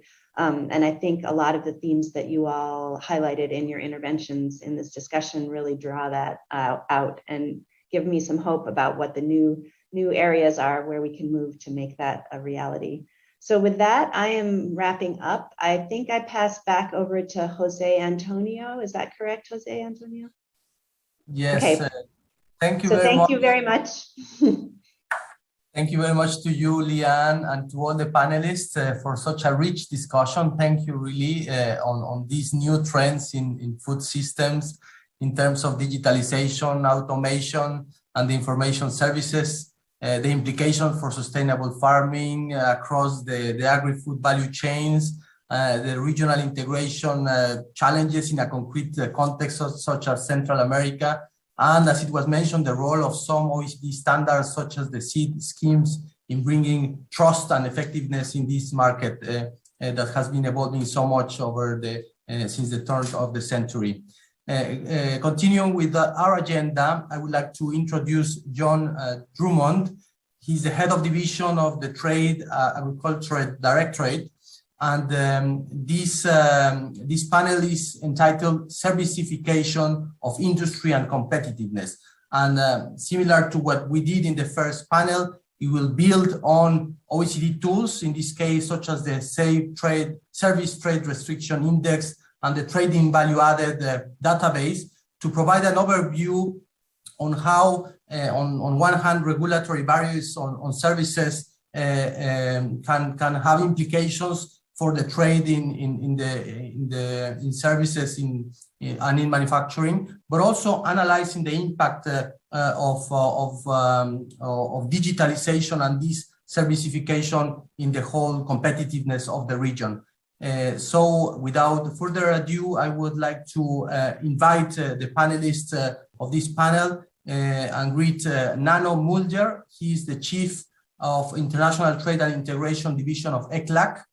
I am also welcoming Irene Olivan Garcia, OECD Trade and Agriculture, from the OECD Trade and Agricultural Directorate, and Renato Baumann, Coordinator of International Cooperation and Investments of IPEA, Brazil. And I give the floor to John as moderator. John, the floor is yours. Fantastic. Thanks so much, Jose Antonio, and thanks for everybody who's spending your time with us today to hear about this important work, and thanks already for our panelists for helping to organize. We had a great first session, and thank you, Leanne, for keeping us right on schedule as well. So as we get into talking about servicification of industry and the impacts for competitiveness, I'm going to start with a little story, because we had a really good opening remarks from Minister Sarkis. And so I've been working around the OECD for over 10 years now. And when I first arrived in Paris, I was a delegate for the government of Canada to the OECD Trade Committee. And at that time, there was a really sharp Brazilian delegate who was also coming to the Trade Committee, who was a minister counselor from the Brazilian embassy in Paris. And that is none other than who is now Minister Sarkis. So Sarkis and I used to sit next to each other in trade committee meetings at the OECD. And it's relevant. It's happy to see my friend on the screen today, but also because really relevant because the time in that period around 2010, 2011, there were some important milestones in the work of the OECD, because it was during that period that the OECD trade and value added indicators and database were published for the first time. It was during that period of time that the OECD Services Trade Restrictiveness Index was published. And these are really fundamental tools and measurements that help us with understanding this question of servicification, because we learned from the TIVA just how important services content is in terms of exports. And in fact, if you want to be competitiveness in the services export or in your manufacturing or agriculture exports, you have to pay attention to what your services domestic regulatory environment is. You see the importance also of digitalization. And we see how different aspects of the economy work together across global value chains. So we have these tools and new data a decade ago. And what we're going to talk about today is what we've learned in analyzing this and looking at time series and trends in the subsequent decade, because we can say much more about confirming some of our notions about the importance of services, digitalization, and the follow-on effects in terms of productivity and competitiveness across every sector of the economy. Now, for this panel, we're going to have the same format as the previous panel. 5 to 7 minute introductions by our distinguished speakers. We'll have time for an interactive and moderated discussion, questions from the floor and from me, and some final remarks. So we're really fortunate to have Irene and Nano and Dr. Baumann with us today. And without further ado, I think we're going to go first Irene, then Nano, then Dr. Baumann. So Irene, happy to pass the floor over to you, and we look forward to hearing what you have to say from the perspective of the OECD. Yes, thank you very much, John. Buenos días a todos. I am going to just very quickly share my screen. Wait, I have an issue here. The host disabled participant screen sharing. If someone from GRS could find a solution for this. Now. OECD is the host, yeah. We should let you share the screen. Sure. Perfect. Yes. Thank you so much. So I am going to present the topic of servicification of industry and competitiveness from the perspective of domestic regulatory policies. So first of all, to set the scene, what does the OECD mean when we speak about servicification? So first of all, the servicification covers different aspects of the shift of manufacturing firms to services.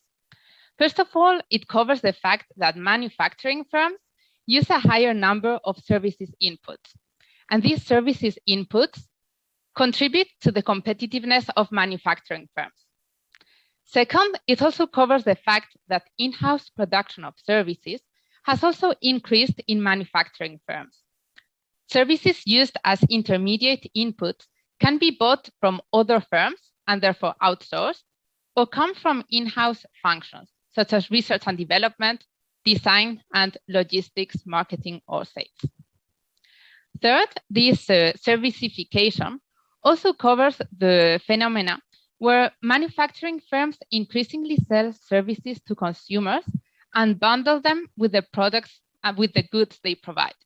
So this trend is what is called in literature servitization of manufacturing.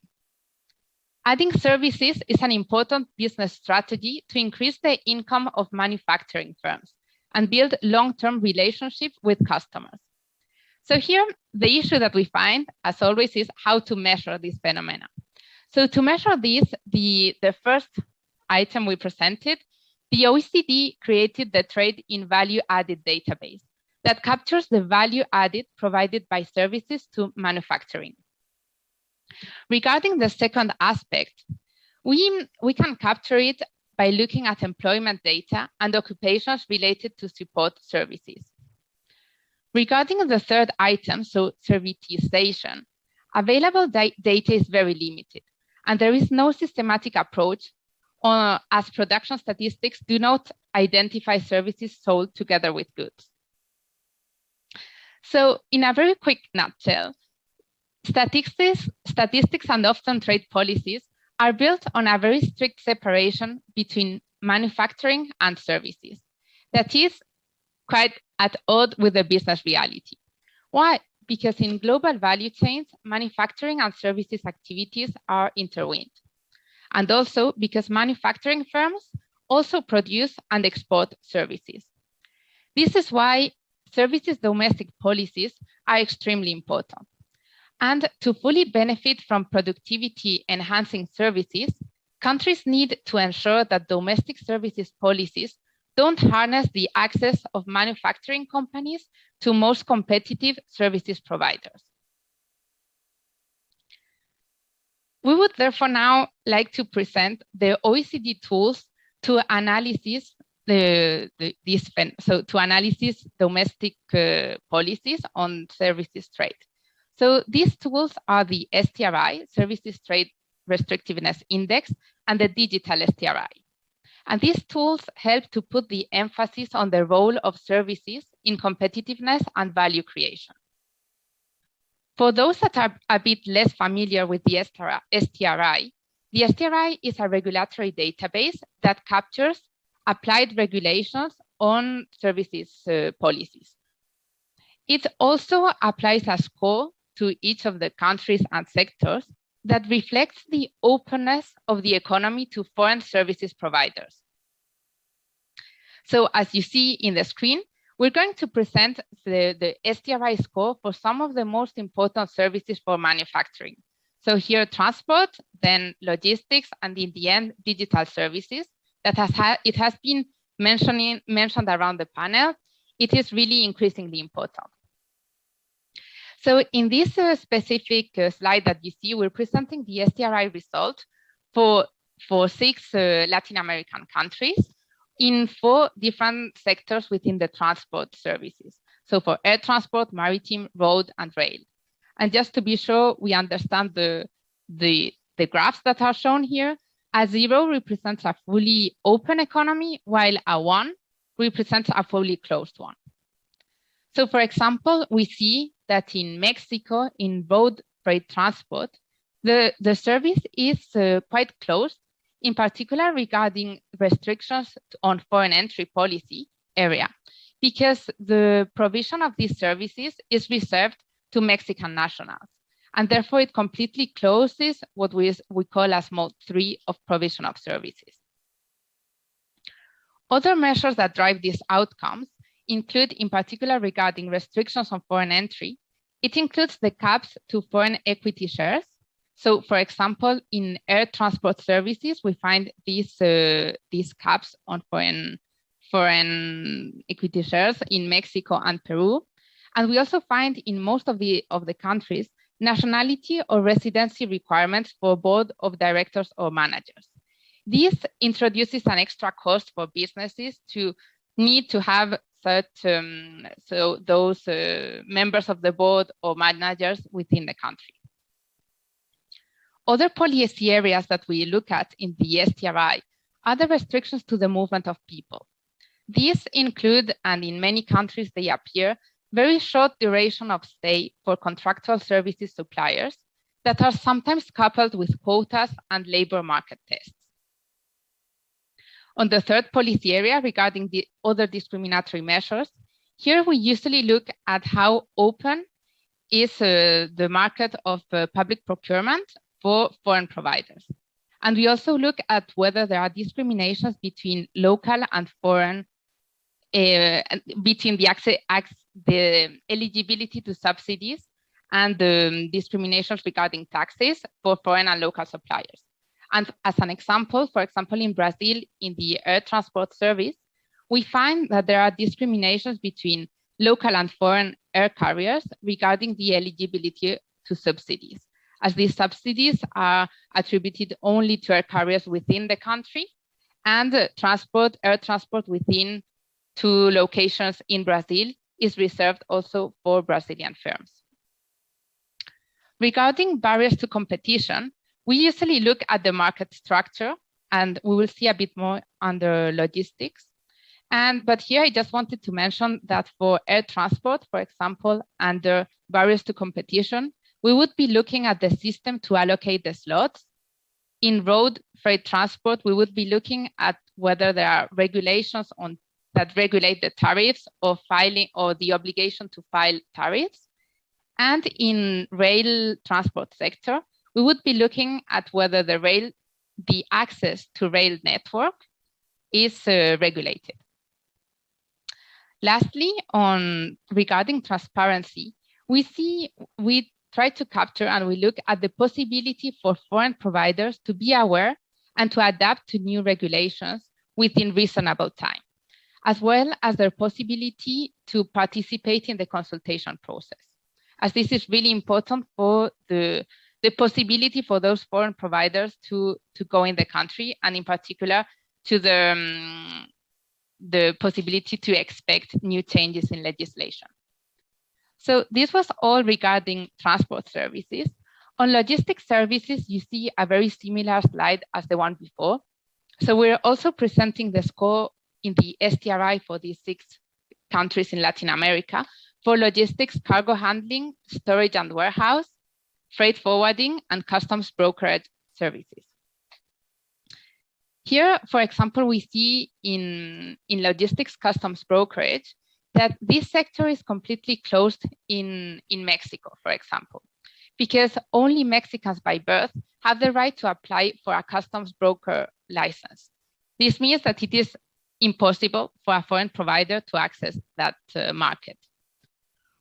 Other elements that we look at in the logistics services is, again, in barriers to competition, as this one is the policy area that has the most distinguished measure per sector. We look at whether the country has in place policies to create competition for the market, as many of these services are often vertically integrated. So, for example, in logistics cargo handling, we look at whether there are obligations such as the separation of accounts between different segments of the service and the prohibition of cross-subsidiization. And for example, in all Chile, Brazil, Colombia, Costa Rica, and Mexico, we score these measures as restrictive because there isn't this type of regulation. On logistics, storage, and warehouse services, we look at whether there are state-owned enterprises in the sector, and if these are exempted from the application of the general competition law. And lastly, also as an example, on freight forwarding, we look at whether foreign providers are discriminated regarding financial responsibility and other criteria compared to local providers. So that was a presentation of the STRI for some of the services that we consider most important for manufacturing, so transport and logistics. And here we would like to present the score regarding the digital STRI. Why are we presenting the restrictions to digital services? These services are increasingly important, in particular for manufacturing. And why? The way that manufacturing firms upgrade in the value chain and increase their share of value added is through services activities. And these services are often related to intangible assets. This is why digital trade and digital policies are extremely important to facilitate access for manufacturing firms to this type of services. So the digital STRI, that is what you are now seeing in the screen, is a spin-off indicator from the main STRI that we presented before. And this indicator captures cross-cutting barriers to digitally enabled services. As you see also in the screen, the country coverage that we have at the OECD of the digital STRI is larger than the one that we have for the STRI. And we are currently covering 13 countries in Latin America. So what are the main measures that drive these outcomes? First of all, barriers to cross-border data flows are widespread in the region and globally. And these restrictions range from the prohibition of transferring data abroad to the absence of appropriate frameworks ensuring the protection of the data transferred. Another very important measure that also appears in several countries is the local presence requirement. This means that operation in the country is conditional on having at least one representative in the country. This, of course, increases the cost for services providers that are providing services digitally, usually cross-border, and they need to have a presence in the country. Lastly, another important measure that also appears in different countries as a restriction is the non-availability of tax registration and declaration for non-resident providers. This is all I wanted to present. So as a conclusion, I just wanted to mention that open services trade policies are important to facilitate the access by manufacturing firms to most competitive services that are necessary to increase the value of their manufacturing capacities. So thank you very much. That's excellent. Thanks very much, Irene. And certainly from the OECD perspective, we really like to measure things. We like to compare across countries, and I think what you're describing is very important. Common evidence base for policymakers globally, but in particular, there's quite a lot from the Latin American perspective. And so for more on the Latin American perspective, I'm very pleased to have with us Nano Mulder. Nano's been working pretty closely with the OECD in recent times, and we're very happy to have this partnership with you and ECLAC. And I'm very pleased to pass the floor over to you, Nano. All yours. Thank you, John. Thanks, Irene. Hi, Renato. Pleasure to meet you. Renato is a former colleague of ECLAC, now working still in IPEA. I would like to comment in a couple of minutes, next couple of minutes, about the important role of intermediate services in the manufacturing competitiveness. And for this purpose, we've carried out an investigation comparing Latin America, 7 countries in Latin America, with a set of countries in Asia that are members of ASEAN. Now, first of all, why is this theme important to us? So as you can see in this chart, Latin America has stagnated with regard to its share in global manufacturing exports. So if you look at this chart from 1995 to 2020, the market share of Latin America in global manufacturing export has stagnated at between 4 and 5%.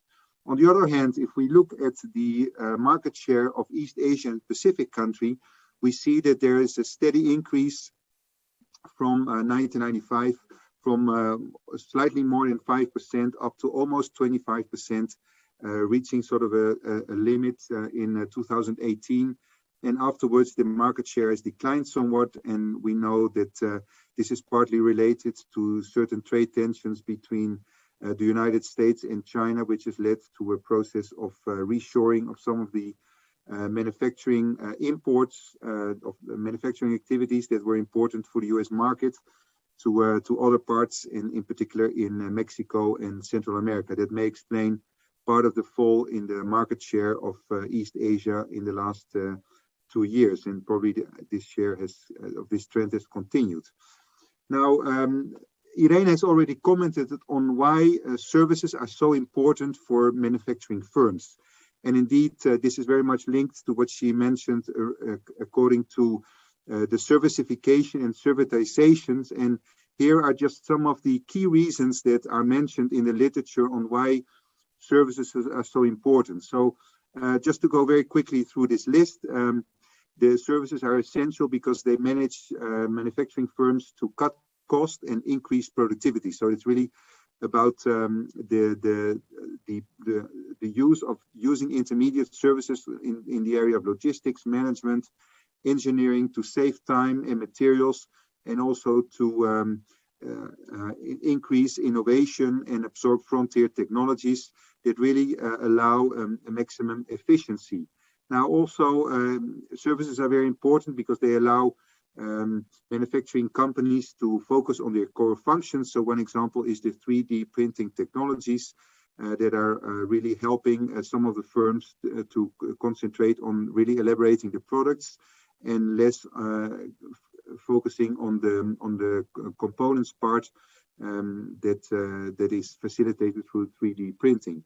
And again, we heard about the servitization that really the services allow to aggregate components to products that increase the customer value, the value for customers of certain manufacturing products.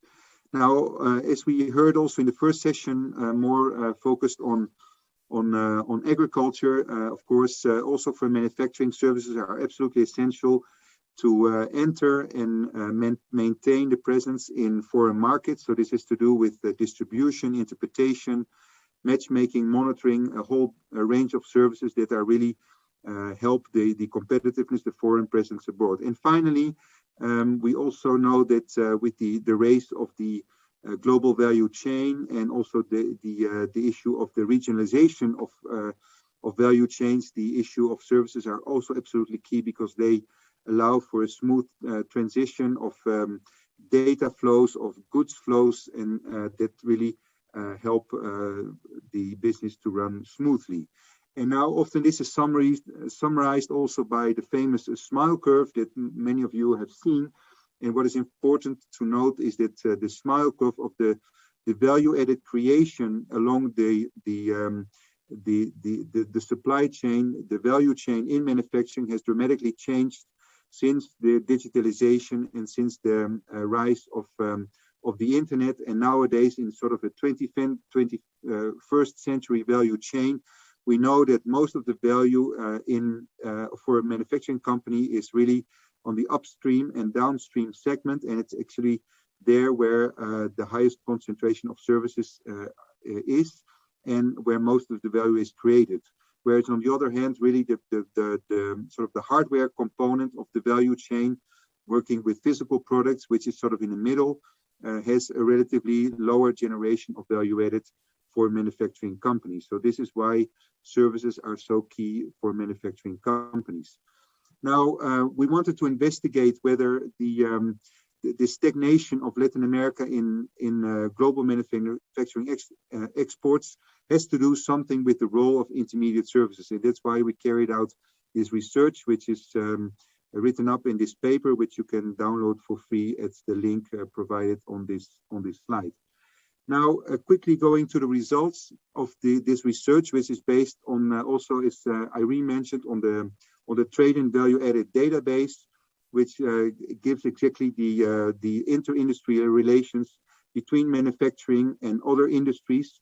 And using that database, we can exactly detect what is the share of the value exported in manufacturers that is related to services. And those services can be decomposed into three parts: in domestic direct services, which are services that are bought directly by the manufacturing companies. Then there is the segment in red, which is domestic indirect services. So those are services embodied in parts, in components bought by manufacturing industries that use in turn services from the economy.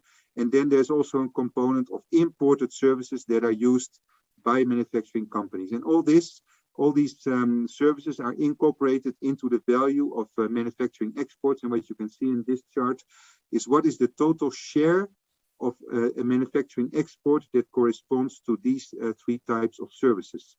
Now, the first results you can see in the screen, which was a little bit surprising to us when we found this, is that our hypothesis was that probably the ASEAN countries that have been very competitive in global manufacturing, we had supposed that they would have a relatively higher share of these intermediate services incorporated into the value of their exports. And actually, this is not the case. As you can see, Latin America and ASEAN, they have sort of comparable shares with regard to intermediate services. There's one important difference, though, comparing these two regions, is that in the case of the ASEAN countries, the share of imported services or foreign services embodied in a manufacturing export is considerably higher compared to that of Latin America. So in the case of ASEAN for 2015, this was 15% of the exported value of a manufacturing product corresponds to imported services, whereas in the case of Latin America, only 9% of the exported value of the manufacturing product corresponds to imported services. Okay. Now, looking a little bit at the diversity in Latin America, as we already saw, the share of indirect services has increased from 2005 to 2015. But then there's quite a large heterogeneity between the 7 countries in this chart. And just to mention some of the findings that you can see in this chart. First of all, Brazil and Mexico, which are the largest manufacturing exporters, they also have the largest share of intermediate services incorporated into their products. And we also see the case, which is quite interesting and really that stands out, is the case of Costa Rica, which is a country that has been very competitive in certain segments, in particular in the area of IT products and also in the area of goods and machines related to the health industry. So there, Costa Rica stands out as a very high share of intermediate services incorporated, including from the domestic market. That is one finding.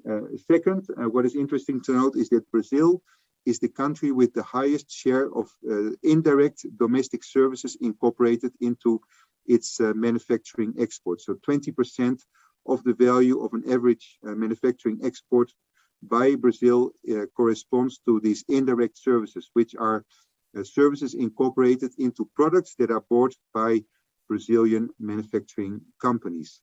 And a final finding that is interesting that stands out in this chart is the case of Mexico, where you can see that Mexico is the country with the highest share of imported services incorporated into the value of their manufacturing exports. And this, of course, is not a surprise, as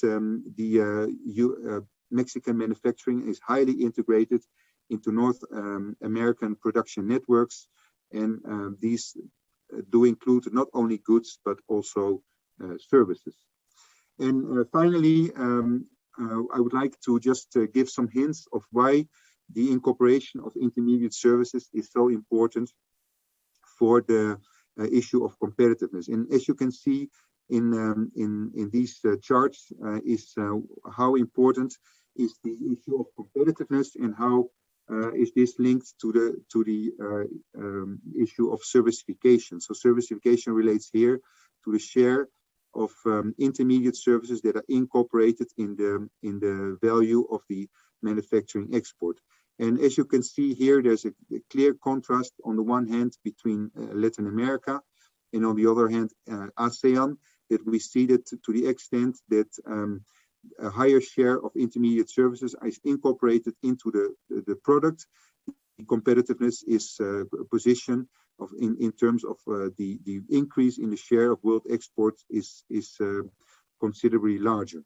And this is not only true for total manufacturing, as you can see in this chart, but also in the case of technology-intensive imports. We can see that this relationship is even bigger. So to the extent that high technology exporters incorporate intermediate services into the export. In the case of ASEAN, they have also seen a larger increase in their market share in the share in the global market of these exports. Whereas in the case of Latin America, we also see a positive correlation, but we see that this correlation is weaker than in the case of the ASEAN countries. And just to wrap up some of the key messages that come out of this investigation is first, as we see that Latin America and ASEAN have similar level of servicification. So there's a similar role of intermediate services in manufacturing exports. So that for us was a surprise.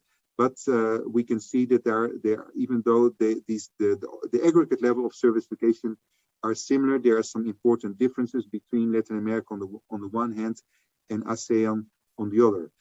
First of all, most of the intermediate services that are used in Latin American manufacturing are of domestic origin, whereas in the case of ASEAN, they use relatively more imported services for the manufacturing of their products. And again, also, we have seen that these imported services and intermediate services overall, they play an important role in their global competitiveness. And that's exactly what stands out of these correlations charts, which only suggest correlation, not necessarily causality.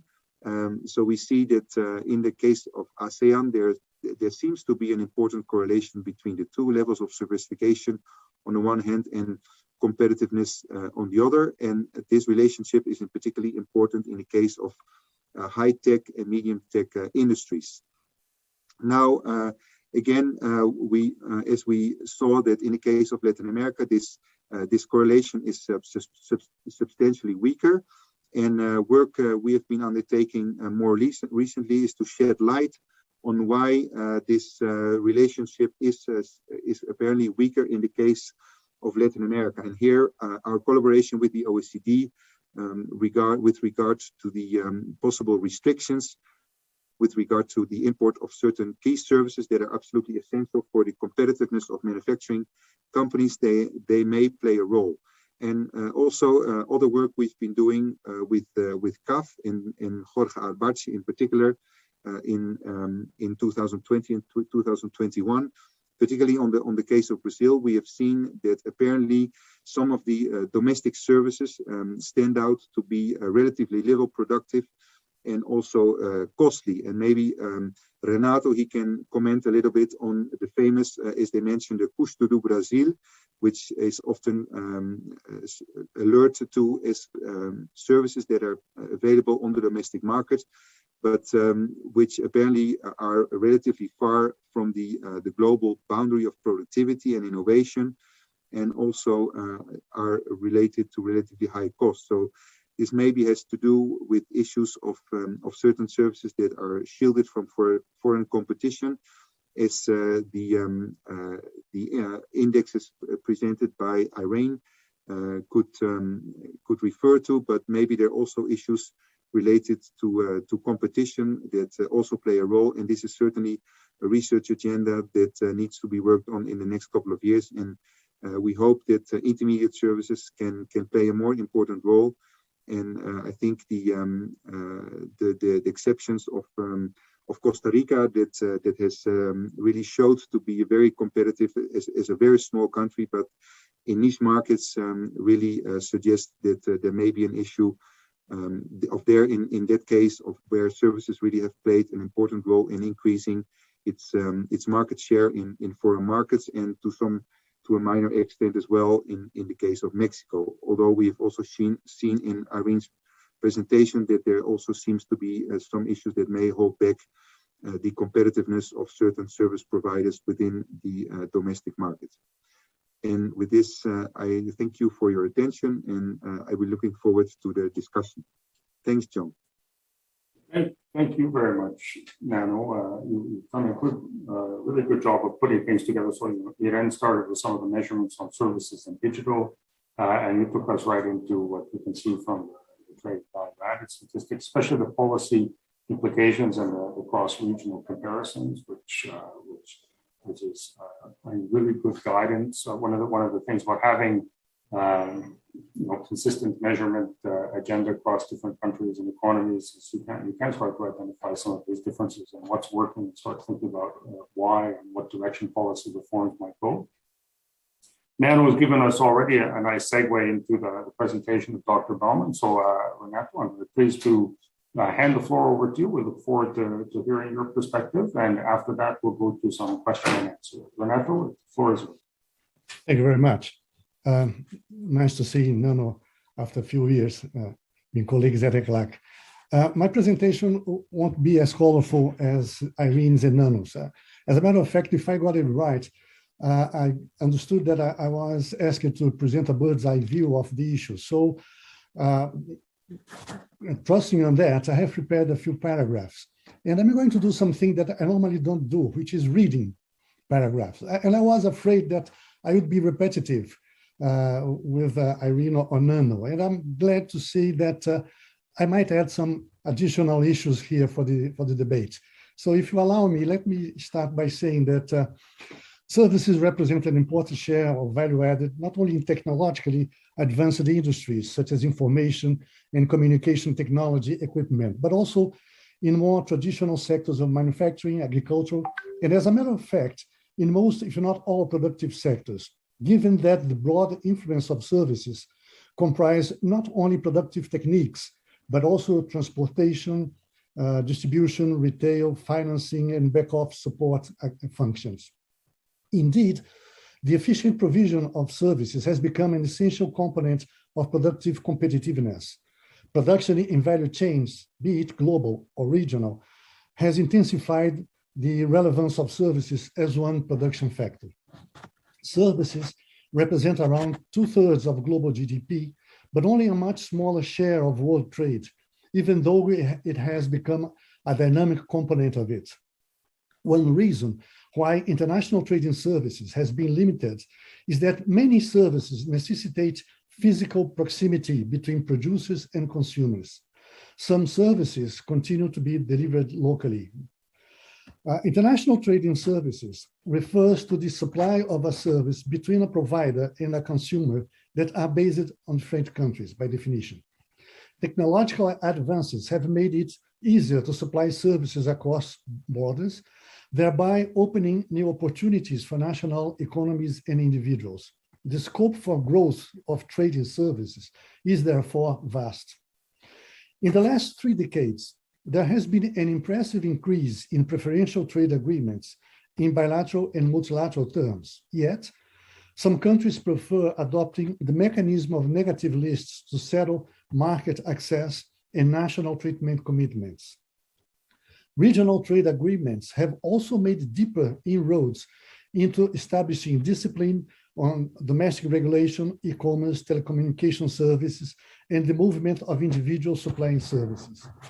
Just as services have become to dominate many national economies, they are playing a larger role in the global economy as well.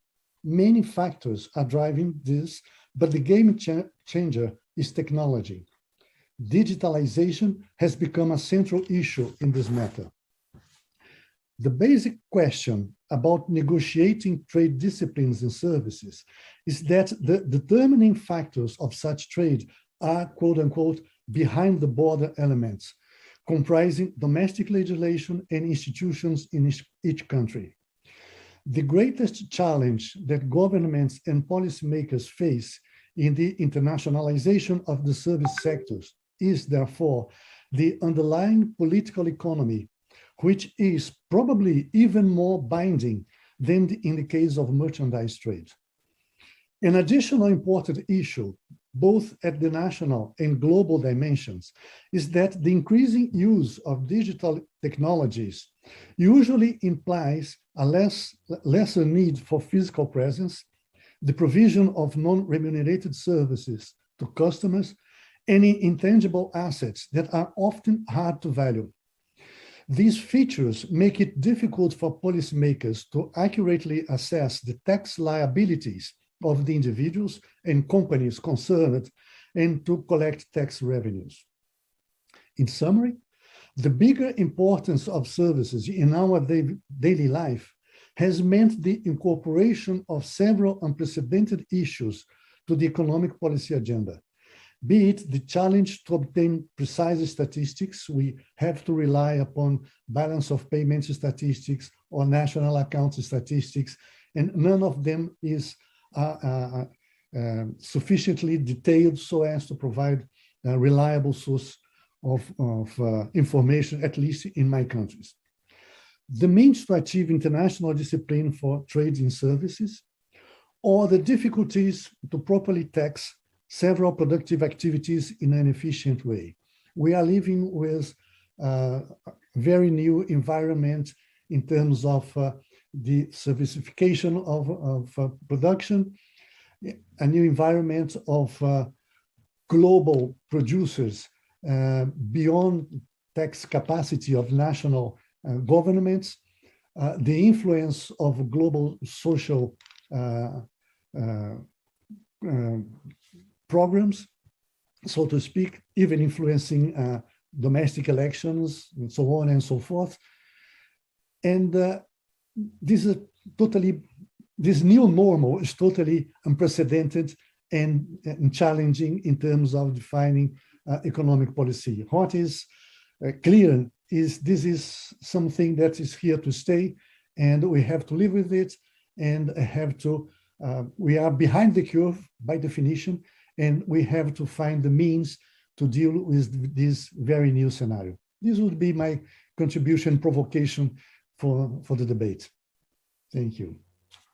Well, thank you very much, and excellent contribution, and a good jumping off point for the debate and the discussion, because you highlight challenges that policymakers in all countries developed and developing have been grappling with for some time. We know the importance of services. We know the impact it has across all of our economies in terms of economic performance, but getting a coherent policy, both domestic and internationally, to address some of these challenges is still increasingly difficult. So we've got a good basis for discussion. We've left ourselves some time for interactive comments and questions. I see we have a good group of attendees still with us. And let me first of all signal to participants. If you have any questions or comments for our panelists, you have the option of raising your hand electronically or entering anything in writing into the Q&A feature of our discussion. I see already one hand coming up. So Renato, over to you. Yeah, please. If I may go back to the provocation by Nano. Well, not exactly the provocation by the so-called Brazil course, but the very comparison between Latin America and East Asia. I always thought that this is very tricky. And why so? For the simple reason that when you see East Asian trade very successful and so on and so forth, it's basically manufacturing. And then we in this side of the world, of the planet, have the wealth and the curse of being rich in natural resources. We will never be East Asians. Our eyes will never be like this, whatever we do. So it will always be different. That's one point. The second point is those charts that Nano produced, I think they have behind those dots the very fact that a good deal of the external indicators correspond to regional trade in East Asia, very intensely, of course, led by China, but very intensely.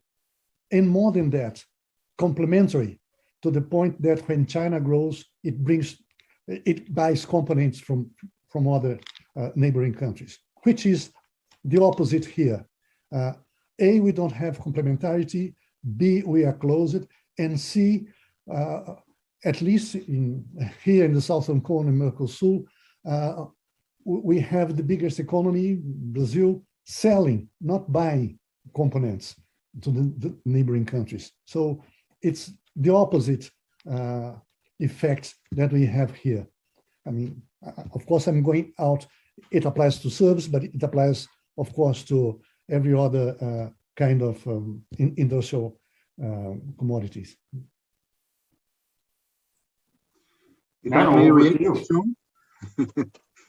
Sorry? Thank you, Renato. I think these are excellent parts of the explication why Latin America is indeed falling behind and why its market share has stagnated over the past couple of decades. Natural resource curves. Yes, you are fully right. In this, Latin America has concentrated even more its exports in the area of natural resources since the rise of China in the early 2000s. So we have been on a steady path of deindustrialization, both of our exports and also on an accelerated path of deindustrialization of our economies. And this has, there are two sides of the coin. First are the increased share of natural resources in our exports. And second, the rising share of Chinese manufacturers the imports of Chinese manufacturers into our markets that have substituted to at least to some extent manufacturers produced in Brazil, Mexico, and other markets in Latin America. And this has also led to a process of regionalization in a sense that the share of intra-regional trade has declined for also more than a decade. So currently the share of exports of Latin America and the Caribbean that goes to the same region is less than 13%. And at about a decade and a half ago, this was close to 24%. So all those issues, they have contributed to exactly what you are saying. At the same time, we have heard in the first session of this seminar today, of this webinar, that services are also very important for the competitiveness of more natural-based industries. And even though we have a comparative advantage in natural resources, in agriculture, in mining, unfortunately, I don't think we have really a competitive edge globally.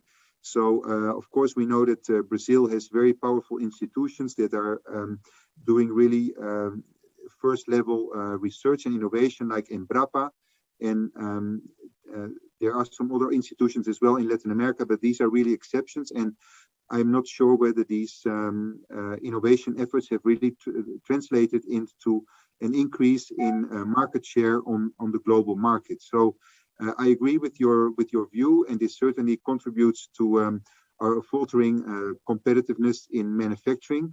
But I would sort of also mention that in our comparative advantage sectors like manufacture or like mining and agriculture, we don't see that we are doing much better compared to agriculture and mining.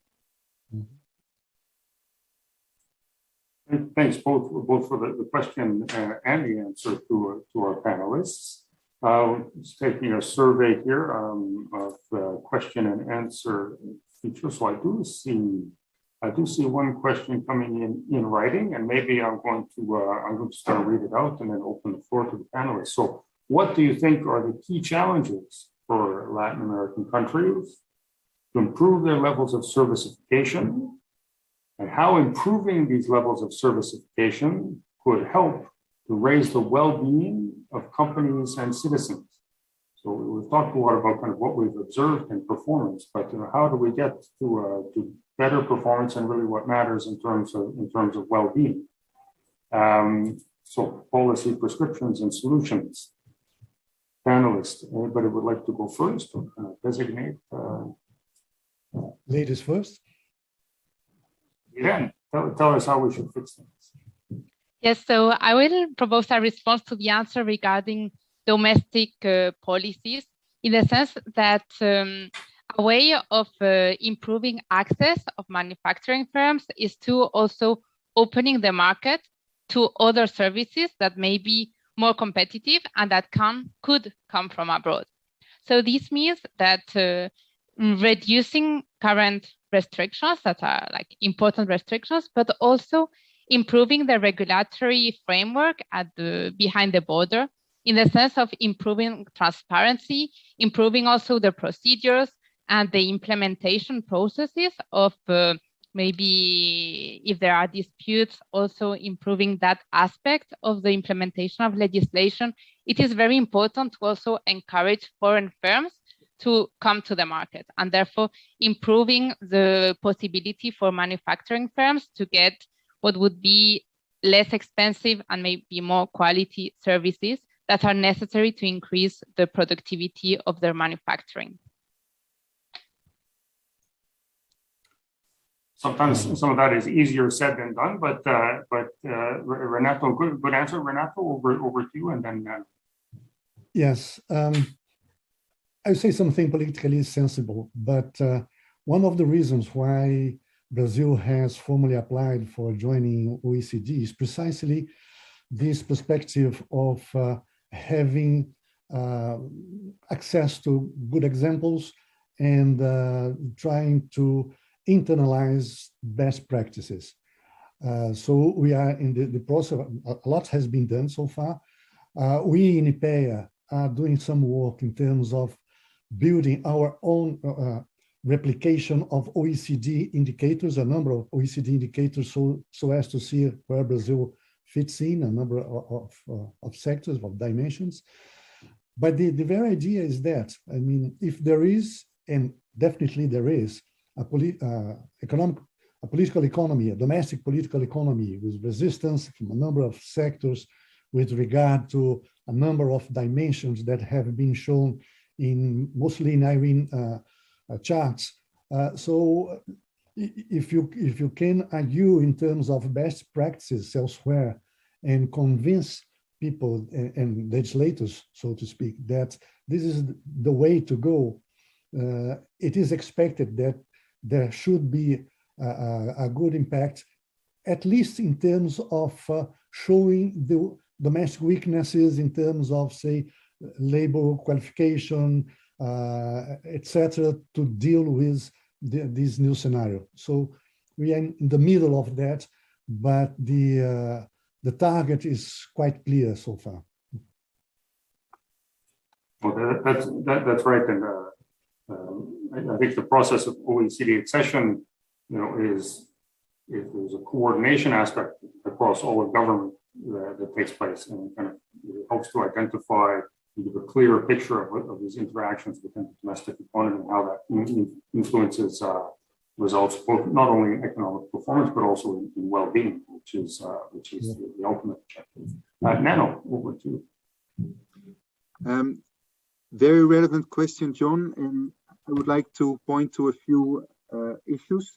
First of all, there may be limited competition in some of the Latin American markets, and because of this, with regard to some important intermediate services, there may be one or just a few providers, and that may not always be very innovative and really ensure competitive prices for the services that are being delivered.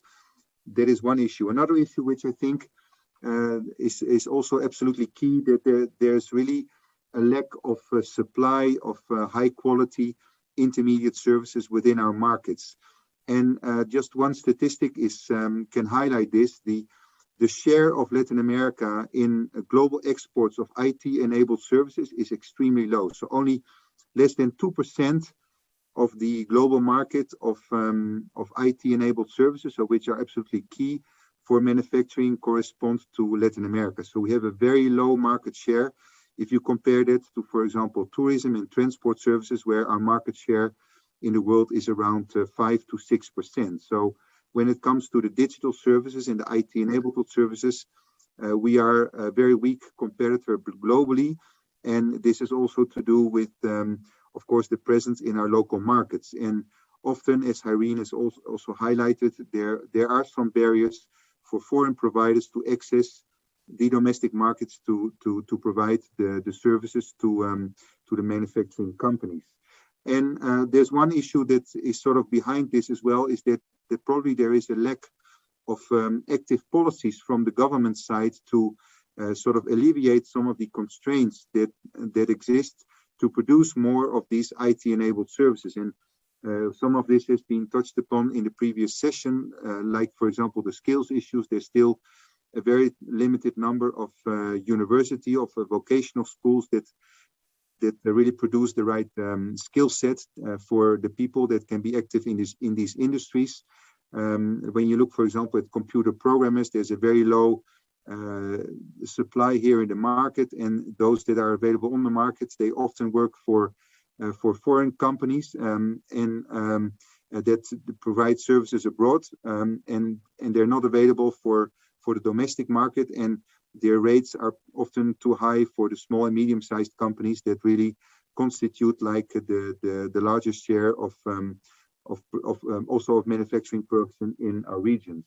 And other issues that are also highlighted in some work we've been doing with UNCTAD and also OECD on e-commerce and digital trade has to do, for example, the access to quality infrastructure. So this, when you go outside the urban areas, it's often very difficult to access broadband internet at a competitive rate. And there are also other issues related to logistics, to the high cost of infrastructure, and all this is contributes to intermediate services being relatively costly and often not of the quality that one could see in foreign markets.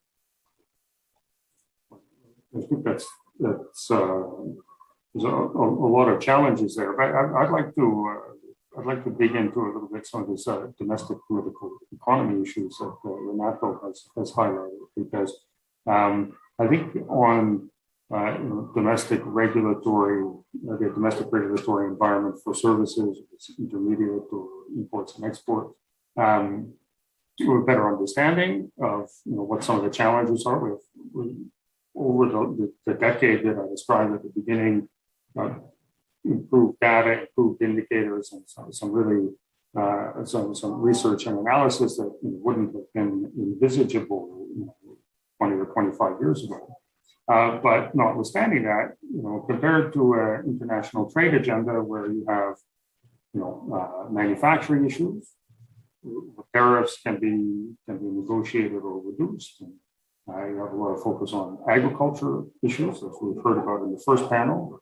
This is quotas and tariffs and SPS issues, always difficult to crack. But service has always been particularly complex, because you've got multiple different government ministries, very diverse range of industries, many different domestic regulators, it's transportation or professional services or financial services. They all have different approaches. And I think there's a sense that this complexity makes it all the more difficult to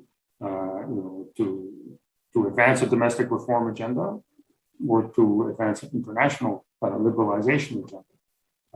So let me go back to our panelists and ask, in the face of this complexity, any suggestions for managing the political side, for motivating domestic reforms and regional and international cooperation? Who has some ideas for our audience to share? If I may, services a black box. The service sector corresponds to about 70% of Brazilian GDP. But that goes from shoe shine to fintechs. That's service. Everything is service. So And because of that, the only way to deal with this issue is by piecemeal. I mean, to tackle each sector separately. What goes in terms of negotiating, opening up the capital account is different from intercepts, but it's different from what a country, an economy like Brazil gains in terms of exporting soccer players, which is a good many amount of money involved in that. But the logic is different. It's totally different. So the only thing that links together is for you to build up the will, the political will to do something, and then define what that something means in terms of best practices, but sector by sector. You know, there's no alternative, to my view. It's just the hard piecemeal work, sector by sector, regulator by regulator. Now, maybe I don't know, Irene or Nano, if you have anything else to add. Irene. Yes, I just wanted to mention that maybe one of the guiding principles for regulators would be to try to reduce the heterogeneity between countries, because sometimes restrictions are very justifiable, so it's difficult also to reduce those restrictions. However, reducing the difference that is between countries would already reduce the compliance cost for businesses. So, and their previsibility, like predictability in their own compliance systems. So that in all the efforts, and in particular regional efforts, to try to have a bit more similar types of legislation and similar type of restrictions and compliance requirements, that would already be quite helpful in this aspect. Reducing the heterogeneity implies some kind of regional or cross-country cooperation, and I think that's part of what some of this work and our discussion today with the participants is trying to motivate and inspire. Nano, you want to come in on this one as well? To complement Irene's point, in this sense, the importance of regional trading blocks is I think is very key to highlight. And in Latin America, we have about 4 or 5 regional trading blocks that include the Pacific Alliance, Mercosur, the Central American Common Market, and CARICOM. Those are the main sub-regional integration schemes. And within the context of those sub-regional integration schemes, there's indeed a lot of scope to harmonize or to reduce what Irene said, the heterogeneity of domestic regulations. And some of this is underway, particularly in the case of the Pacific Alliance, whereas in the other trading blocks, we see that efforts have been not as active. So there's certainly room to improve these efforts to harmonize regulations across countries. But I think the underlying issue for Latin America is really to reduce, I would say, the productivity heterogeneity, and this event is exactly in preparation of the productivity summit that you're going to celebrate. And I think that's really the essence of the problem that we see. In ECLAC, we have produced some important charts that show the productivity differential between, on the one hand, a large firm, and on the other hand, a small and medium-sized or a micro firm. And what really stands out in our region is that the productivity differential between a large and a small firm is far larger than one would observe in the United States, in Europe, or in other advanced countries. And this underlying productivity issue has to do with a lot of lack of policies, and probably also concerted efforts between the public and the private sector. I was mentioning the issue of skills. So I don't think we often produce the right skill set for firms to be really productive in their markets. There's the issue of digitalization that could be much broader, and often is really restricted to just a small set of large firms and a very small subset of medium and small firms. So we really need to step up efforts to make digitalization a much broader phenomenon.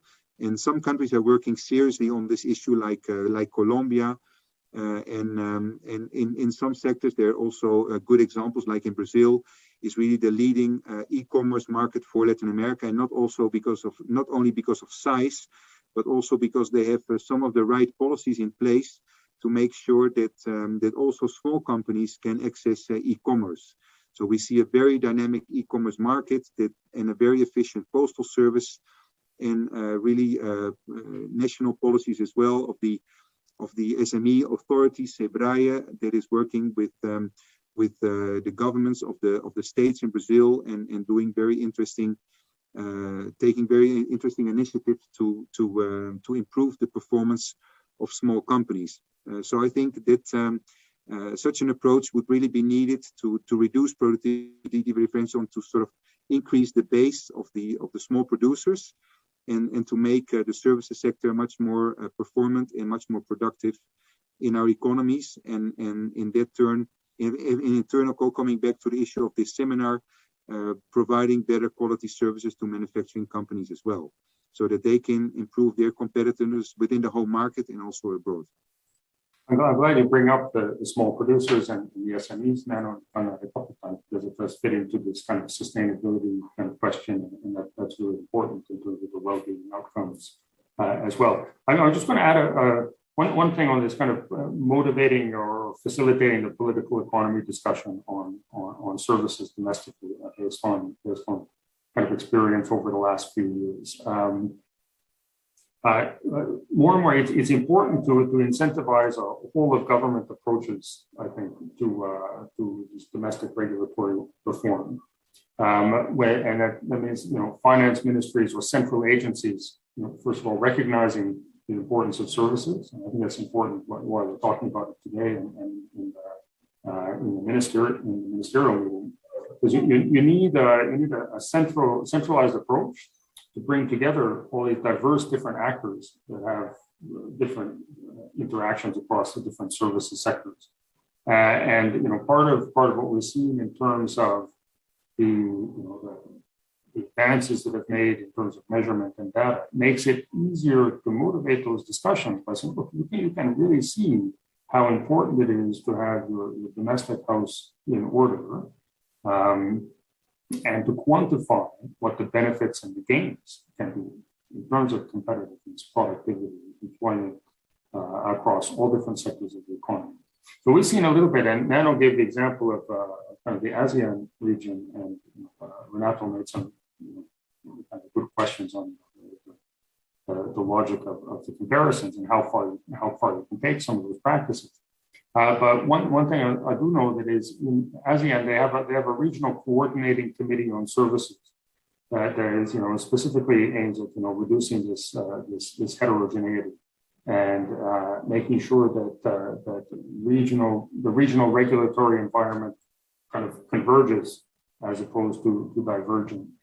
And maybe I'm sure for policymakers, especially in services in the Latin America region, those kind of approaches, both domestically, centrally organized and motivated whole of government strategies on services, and more regional cooperation and coordination, or I think also parts of the approach to breaking down some of these political resistance domestically. Let me go now. So what we're going to do is one last round of questions now we'd like to come back on this small companies and SMEs, because we were talking about sustainable participation in global value chains. And as Renato has pointed out, it's the range of services goes from the shoe shine up to the bank. A lot of these services and employment are in small and medium-sized firms. So if you had any open to see any advice on policies specific to SMEs that can help to improve outcomes in this area. Nano's given a few ideas already, so maybe Renato and Renato would like to start. Yes, going back to my previous point that services is a black box, but in that black box, it's apparently feasible to try and isolate personal services from business-prone services. And the second one is the one that we have in mind, that this set of business support services related to business. A few years ago, we in IPEA, together with ECLAC, we have built the South American input-output matrix. Nano has participated in that. Then ECLAC has updated that at least twice. But what comes out from that matrix, the idea was to try and visualize whether there is any productive complementarity in South America. It came out that those sectors where there was some indication of complementarity were natural resources intense sectors, and in services, basically advisory, business advisory. I don't know whether that matrix has been amplified and updated by ECLAC. I'm not quite aware of the outcomes of this recent matrix. But it's particularly noticeable that those services that show up in the input-output matrix as the ones that are have more significant coefficients in terms of productive complementarity are business-prone type of services, where we know that in this region, most of the services are personal services. So to some extent, this is good news. At the same time, the half part of the glass is that this is challenging to try and see why this is not more intense. And I think that you, John, used the right words, cooperation and collaboration. We do need some statesmen or stateswomen to try and build up common feelings and common ground to intensify the relationship among our countries. Maybe if I may go next on the, I would like to come back to the topic of digitalization, because digitalization has really reduced the cost of accessing to services. And this has really improved how small and medium enterprises can access those services.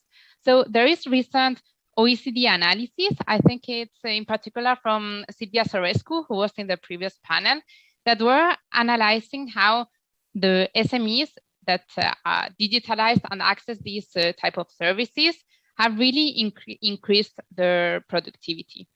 Also, there is an important aspect and an important new change of the way trade is made, that is via trade in parcels. So trading in smaller amounts. So this is really important also for SMEs and facilitating the possibility of trade in parcels. So improving domestic policies in this regard, I think are very important and would really improve the possibility for SMEs to access global markets. Very much. Nano? I very much agree with the previous speakers, and with regard to the digitalization of SMEs, I think the term of digital transformation is absolutely key, and as Irene said, that's really the way to go to reduce some of these productivity gaps between large and small firms. And again, I think the government has a very important role to play. The support agencies, both at the federal and the state level in Brazil, and also in other countries, to really help small firms in this process. And I also think it is very important because this seminar is on business services that play a key role for the creating value and the competitiveness of manufacturing firms, is the important role these manufacturing firms can play in the process of digital transformation and upskilling and improving the quality of these indirect services. And we see that in some countries, there are very interesting example of what is called business linkages programs, like multinational firms taking a lead in upskilling their supplier base with the support, financial support of state or federal governments. And we've seen interesting examples in Costa Rica, for example, in Argentina as well. And there's also some example at the state level in Brazil, where this collaboration between manufacturing companies, SMEs associations, or certain branch organizations of SMEs, together with certain state support agencies, have really implemented very interesting initiatives to increase the productivity of their suppliers, and have even helped of these small firms turn into medium or large suppliers to these companies, and even some have succeeded in internationalizing their business, so establishing firms abroad, or exporting their services abroad to other companies, manufacturing companies in foreign markets. Great, thanks, Nano. So I'm about to hand back to Jose Antonio for the wrap up and the concluding session. Maybe for the panelists, would you like a 30-second summary for each of you? Any key message you would like to pass on before we conclude? Maybe Renato to start with. Yes, if I may. I would stress the fact that we are having a new normal, and this new normal requires new type of minds.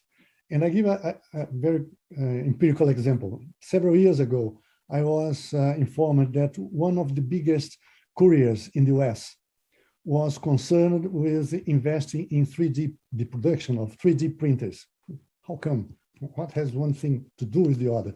The simple reason that from the moment, and we are seeing that the 3D printers become more, quote unquote, popular, the logic of selling and transportation of goods change.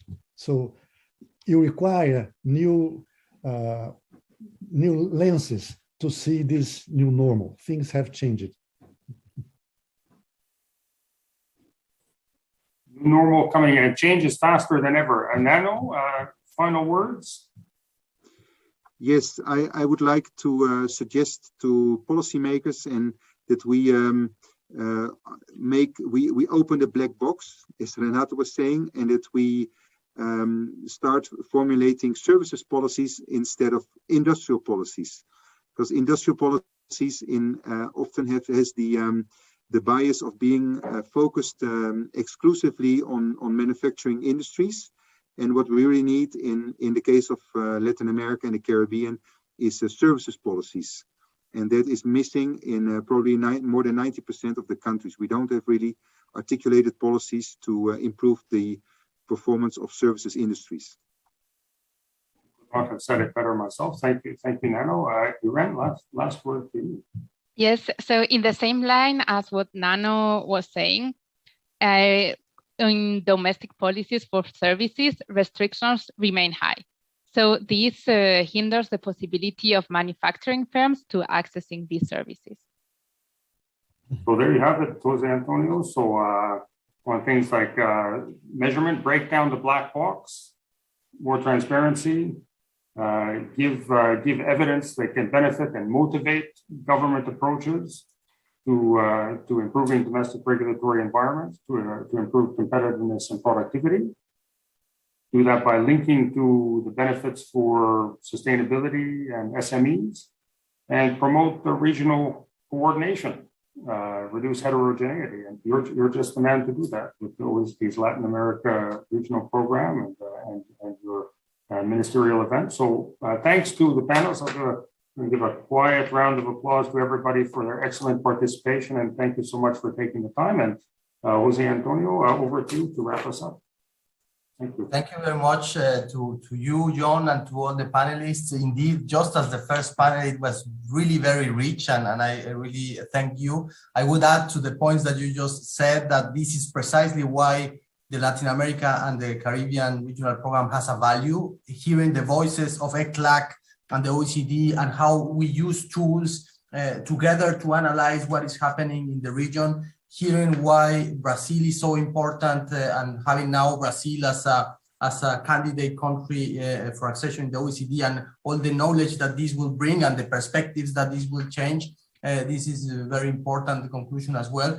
And with that note, probably the best to conclude and to give some final remarks is Ambassador Carlos Marcio Cosende, who is delegate of Brazil to international economic organizations in Paris and co-chair of the OECD Black Regional Program. He has been promoting precisely that we had these two panels prior to our ministerial summit that is happening in Brasilia precisely in June. And really, I think these two panels, these two webinars have added a lot on the discussion of how trade is a very important variable to keep in mind for the productivity agenda in the region. So, Ambassador Cosende, the floor is yours for the last remarks. Muito obrigado. Eu vou fazer uso da rara oportunidade de falar em português num evento da OCDE. Bom, o nosso objetivo com o seminário de hoje, acho que foi plenamente atingido, era chamar a atenção para o papel crescente que os serviços têm na competitividade da agricultura e na competitividade da indústria e, portanto, como mencionou o Nano agora há pouco, a necessidade de uma política de serviços, né, que seja voltada para a competitividade, não só para a reserva ou a proteção, mas com uma perspectiva de ampliação da competitividade. Ao longo dos dois painéis foram mencionados alguns exemplos, algumas dimensões das políticas que poderiam levar a esse caminho, mas eu ressaltaria algo que me chamou bastante atenção nos dois casos, que é o papel da questão das habilidades, dos skills, da capacitação para a melhoria da competitividade dos serviços e, portanto, da agricultura e da indústria. E o fato é que, comparado com a agricultura e a indústria, os serviços de alta produtividade dependem ainda mais de um nível educacional, de treinamento e capacitação para que possam atingir realmente os nossos objetivos, né? Então, é uma dimensão que se multiplica e que amplia a sua importância no mundo em que os serviços adquirem a importância crescente que foi ressaltada nos dois painéis.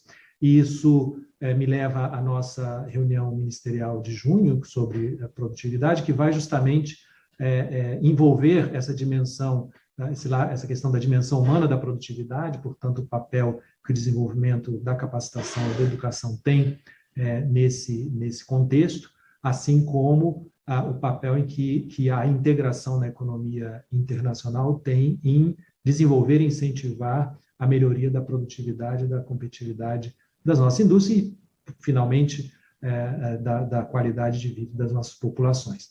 Então, agradecemos às equipes que organizaram o seminário, aos nossos intérpretes que nos acompanharam até aqui e também, claro, aos colegas que assistiram ao seminário. Espero que tenham gostado e aguardamos vocês, então, em 23 de junho, na Ministerial, no Brasil. Obrigado. Well, with that, we close the webinar. Thank you very much to all of you for joining and see you in the Ministerial, as Ambassador said, on 22-23 of June this year. Thank you very much.